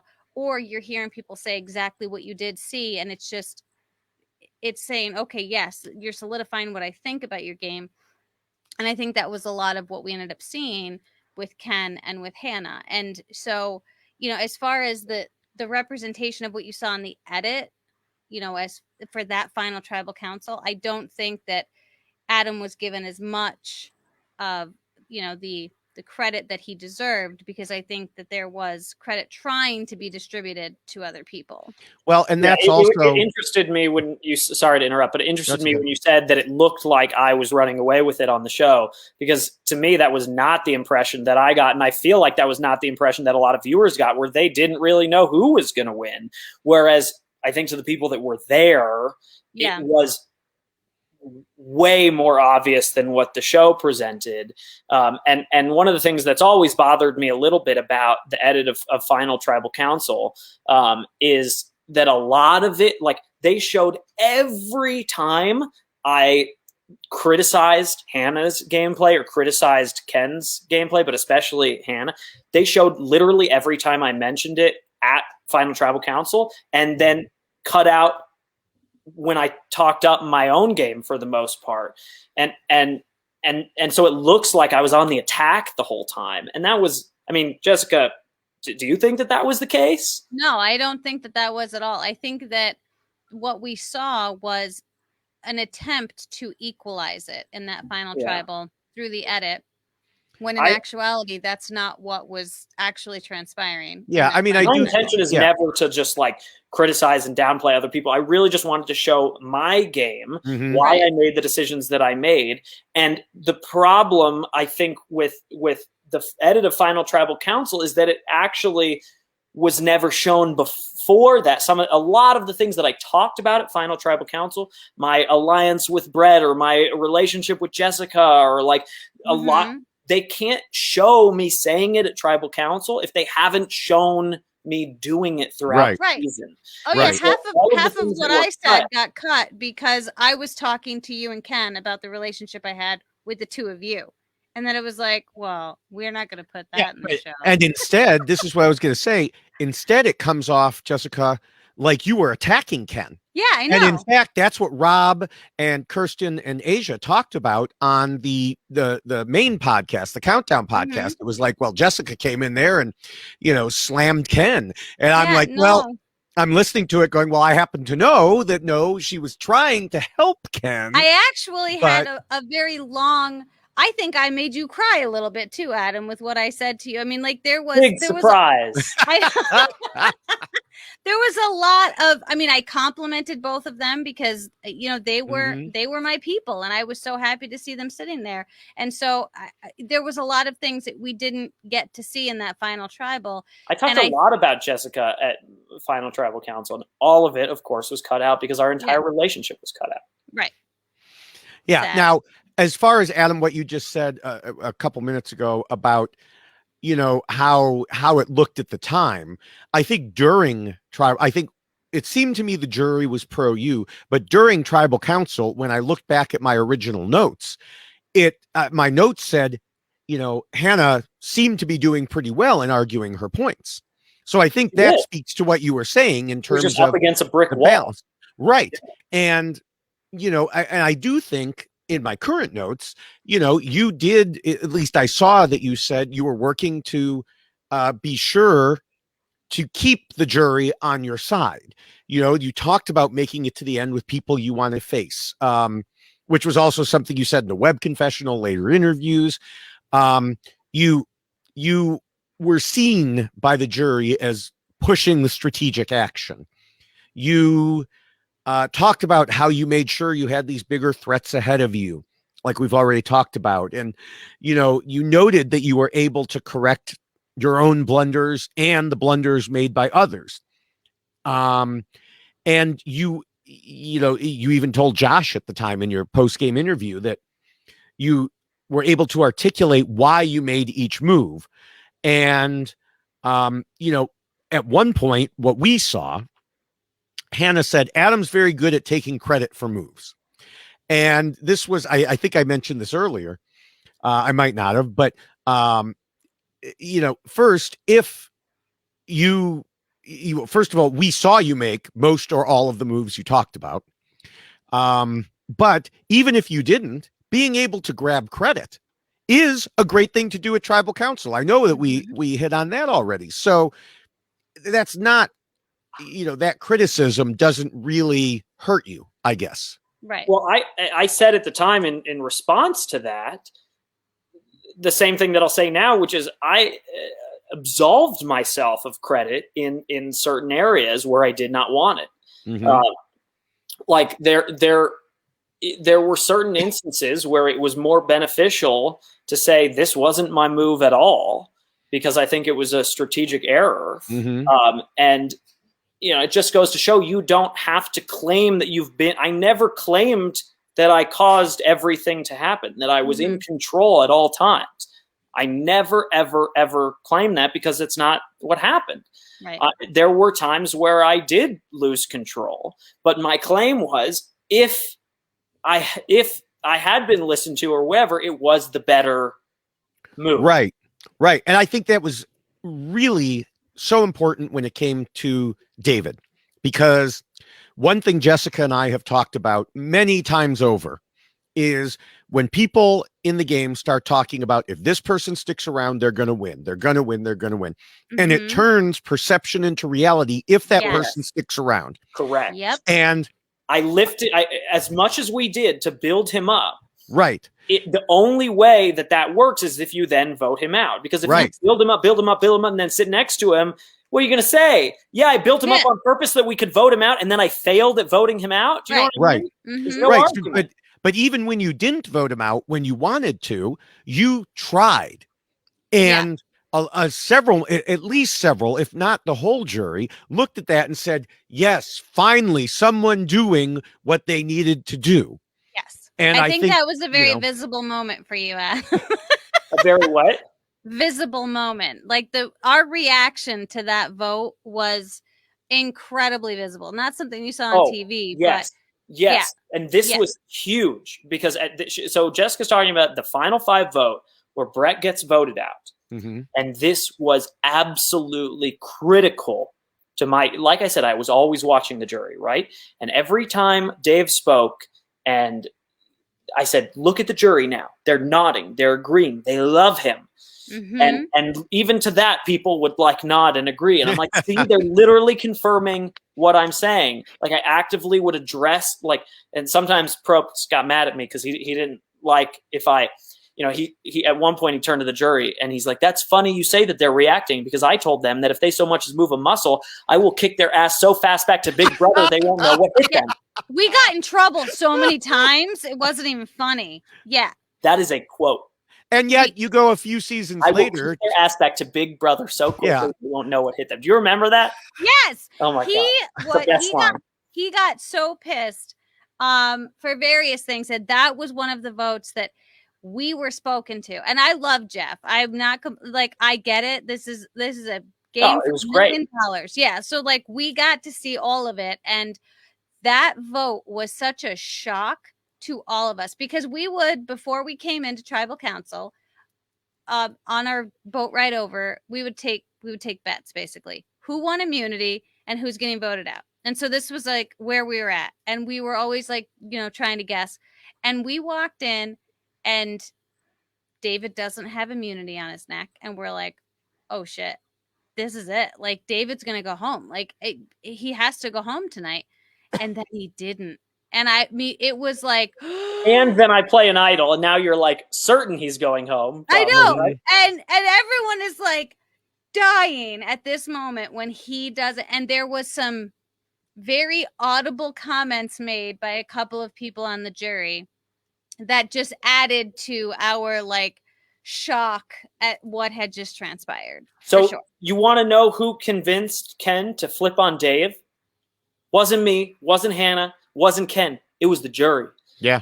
I pointed right at them and I said, look, they can't believe we kept him. Look, just look at it. Yeah. You can see they think we're insane for keeping him. And I mean, again, people can debate this all they want, but if you want to put the most credit to anyone, I think the jury gets the most credit for turning Ken because he was able to finally look at that and say, yeah, I can't, they're laughing at us. Sorry, well, and Jeff. But here's the thing. So Jeff yelled at Dave. Yeah, well, yeah. Jeff yelled at the jury there. Good for Dave. But then fast forward to the season that shall not be named, and you have a certain newscaster also working with Dave who is totally playing up to the jury. Yeah. And the jury, we are being shown shots of the jury reacting. So you have Jeff on the one hand yelling at you guys, but a few seasons later, or relatively few seasons later, they're putting it on TV to show the jury reacting. They do like to put that stuff on TV, but they also don't like it to impact the game. Yeah, well, you can't have it both ways, Jeff. You're the executive producer and the host. You can't have it both ways. Yeah, but it was very clearly bad for Dave every time the jury made their intentions and their likes clear. And I capitalized on every moment. And I think part of the reason why he disliked what the jury was doing so much was because I was making a point of it. Because I brought it to everybody's attention out in the open, it's no longer just the jury reacting. They are now a part of the game because they are being brought into it. As they are reacting, as I'm pointing it out and saying, look at that smile right there. Yeah. Look at this person nodding their head as I speak right now. That's when I think crosses the line for Jeff. In that moment too, when you've got Brett, who's been voted out, walking out and saying, like, congratulations, Dave, you just won $1 million. Like the rest of you are like, thank you, Brett. The rest of you are like morons or whatever. That helps me a lot. Whatever. But in that moment too, it was like, wow. I mean, everything was on the table at that point where it was very, very clear that like that particular vote was a shock to not just the jury, but also to Brett. I mean, it was like, what? I mean, and I do have to, like, some of the things that Brett was saying leading up to it, like, I'm playing with morons. And, you know, and he talked about Osama bin Laden and having him in his sights and going to get a cup of coffee instead, you know, all of those things. So, I mean, Brett recognized it. Adam recognized it. The jury certainly recognized it. And it was just one of those moments in the game where you couldn't help but react, because I think the people watching at home did the same thing. They were all like, oh, what just happened? How is he here? Yeah, that was insane. I was reacting right there with you. I was just as shell shocked. Yeah. That was crazy. Yeah. All right. Well, we have gotten to the time when it's about to wrap things about the time to wrap things up. 2 hours and 49 minutes. Into it. You know. Well, I'm sure we could go another 2 hours and 49 minutes probably, but we'll have to save that for the sequel when we do the top 80 seasons. You know. There we go. Perfect. So, Adam, why don't we start with your final thoughts about Adam? I think that Adam is scrappy. I like that word. I think that he tries his best at all times, gives it everything. I think he has a good read of who he can be and who he can't, and is working at all times to get there with people that he does have a shot against. And I think he opens his mouth a little too damn much. What do we think about that? I like that. Well, let's hear. Jessica, what do you think? And one more thing. And I think he's more loyal than people think he is. How about that? And he'll do anything for his closest allies, including blow up his own game. And make them go to rocks. And he'll go to rocks for them and play idols for them. Yeah, that's pretty dang loyal. That's pretty dang loyal, I would say. Yes. Pretty dang loyal. Yep. Now, I will say that I'm actually really happy that my initial thoughts of you, Adam, were that you were unimpressive, because and I mean this from the bottom of my heart. You are truly one of the most impressive people that I have ever met. And I don't say that just because we're sitting here on this podcast together. Like, I had an experience with you that people don't truly understand, and you can't unless you actually go through it.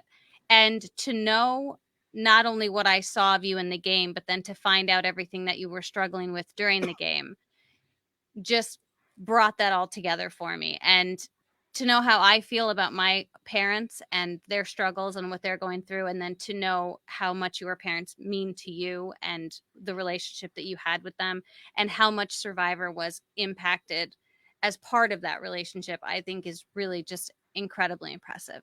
And so I will forever replay that moment in my brain when we were about to start the game and we were all going to put on our game clothes, and I was sitting at my table and you walked over and you sat at the table next to me, and I looked at you and I'm like, this dude's wearing a sweater and shorts. He's going to be cold. I will forever remember that moment, that like he is wearing shorts. And And I appreciate all of those memories that I have of you. And I appreciate the fact that we did play this game together. And I love the fact that I had all of those moments with you. It would have been great if it had been reflected on the television, if people had actually been able to see it. Or reversed. That too. I mean, maybe, or I would have been sitting in the final three with you, or any of those combinations would have been great. But I am cutting you at 4. That was it. I know he was cutting me at 4, but I will say the same thing. He was going to cut me at 4 too. I think. Yeah, well. I probably. Listen, if it was the final 4, yes, I was cutting you at 4. Sorry, Ken and Hannah were right there, right? So, but yes, so I do think that I'm happy that we have a moment to talk about Adam and why he truly is a great winner. I do think that he is a great winner. I know that he's one of those winners that people spend time focusing on because he got all 10 votes, right? And that doesn't happen that often. And when that does happen, there's a discussion that comes with it. So I'm glad that we're having that discussion, and I'm glad that I'm part of it because I truly believe you are fully deserving. And I'm happy that I got to have all of those incredible moments with you. So thank God and thank Jay that we have Adam. And thank you, Jessica. That is really, really sweet. And I really believe that if I were the one rocked out, that it just as easily could have been you sitting there at the end in the exact same position. I really do believe that. And the fact that you're still able to do all this and be a part of the Survivor community, despite like such a traumatic Survivor event happening to you, that is so impressive. Well, if anyone wants to send me $1 million for doing it, I don't know anybody with that kind of money. So anybody? Anyone? Can't think of anyone. So we'll have to go back to the drawing board for that one. Yeah. But in addition to that, you're an incredible friend and person, and I just am so grateful that I got to spend that time with you and play the game with you and continue to be a close friend of yours. That is my privilege, and I'm so lucky and grateful. Well, thank you.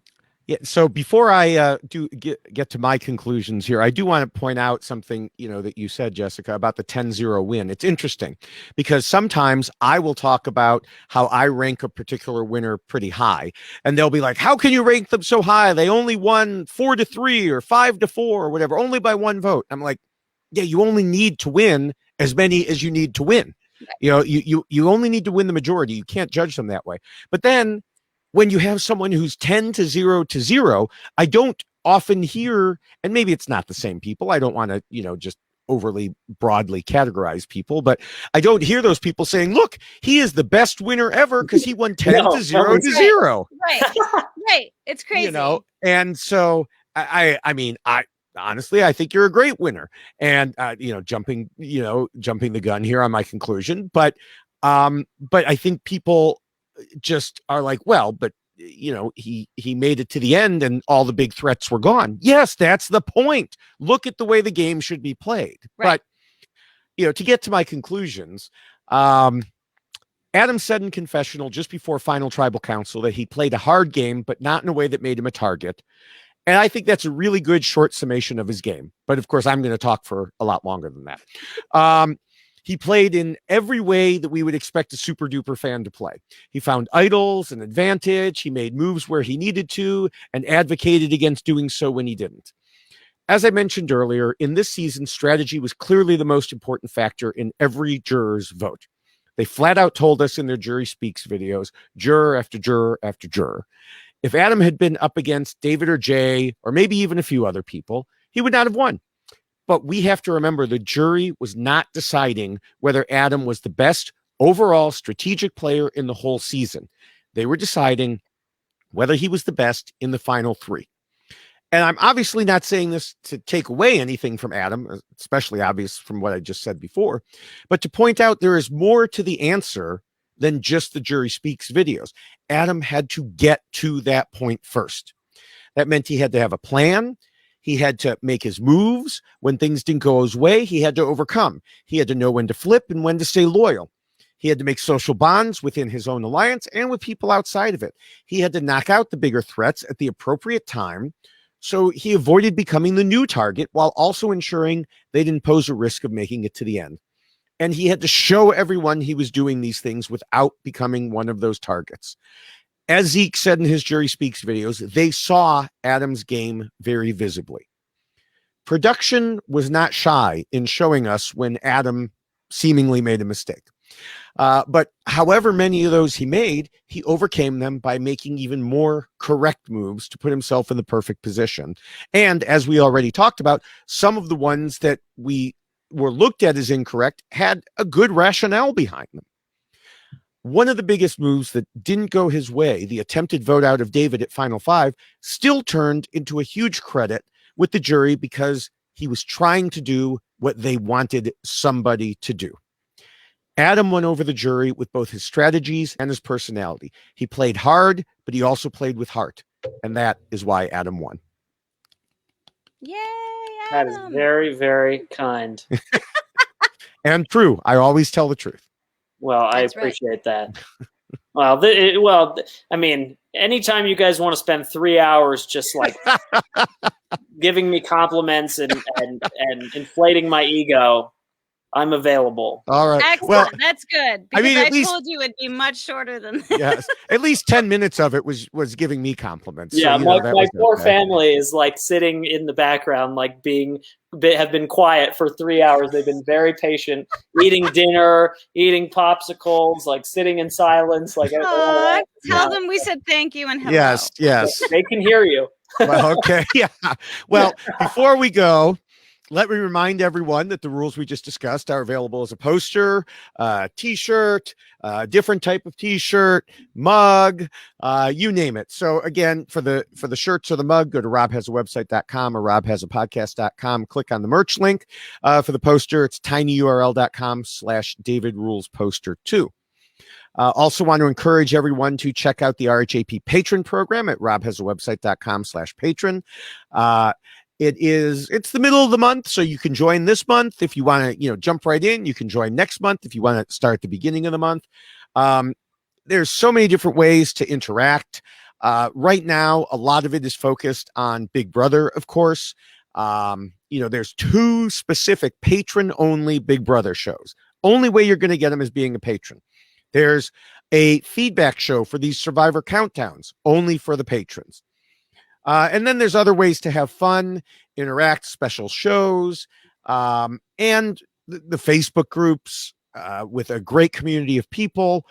So again, go to robhasawebsite.com/patron. And once you get to the Facebook groups, make sure to say hello to me and Jessica. Yes, and you should also say hello to us on Twitter. I am at Jessica Lewis 89. If I can get my little thing right here. So I'm at Jessica Lewis 89. He's at David Bloomberg. There you go, David. At David Bloomberg. And Adam Klein. You just have your name as Adam Klein. So do you want to Adam Scott Klein? There you go. Adam So Klein you was should, taken. perfect. You should follow us all on Twitter. Get all of the comments and different things, Survivor related and also life related. So follow us all, both at Jessica Lewis 89, at David Bloomberg, and at Scottum. At Scottum. Scottum. I just changed your name.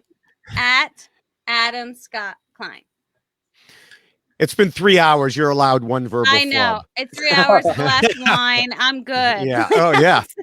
Yes. And of course, everyone should make sure you're subscribed to all of the RHAP Survivor podcasts at robhasapodcast.com/survivor or on your favorite podcatcher. We are also on the reality TV RHAP Ups feed. Of course, the RHAP Ups also have tons of Big Brother stuff now. There's, the separate Big Brother feed. So there's a huge amount of great content there. Yes, and we should also thank everyone at this point for all of the incredible work that they do here on the RHAP podcast. So thank you, Scott St. Pierre, for all of the editing that you do on not only our podcast, but also everyone's podcasts.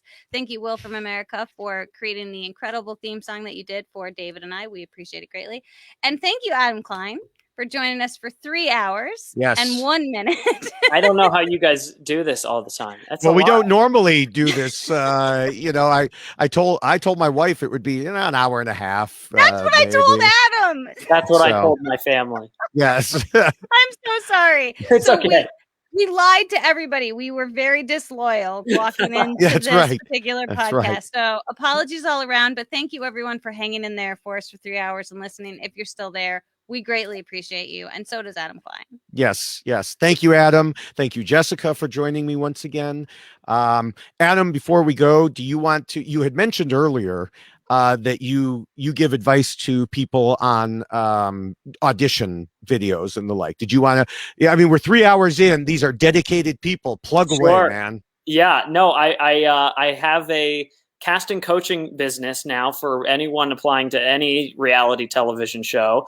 My website is adamklein.com/casting. And I am having so much fun with it because it's all about storytelling. It's all about revealing your own personal perspective, like inserting your opinions into your audition video and then showing your personality through that. And it seems so simple, but it's really not. And the advice, like be yourself, is just not sufficient. It's not enough. So I feel like it's so much fun because you get to actually help people reveal themselves, see how they are seen and how they really are, and help them show that through a video. Sometimes it almost feels like a therapeutic session. So it's really fun. And if you want to know anything more about it, you can write me a message on my website or shoot me a note on any social media or whatever. I love working with people. So if you want some help with your audition video for Survivor specifically, now is a very good time to apply because they'll start casting again in the fall. So it's time to be working on it right now.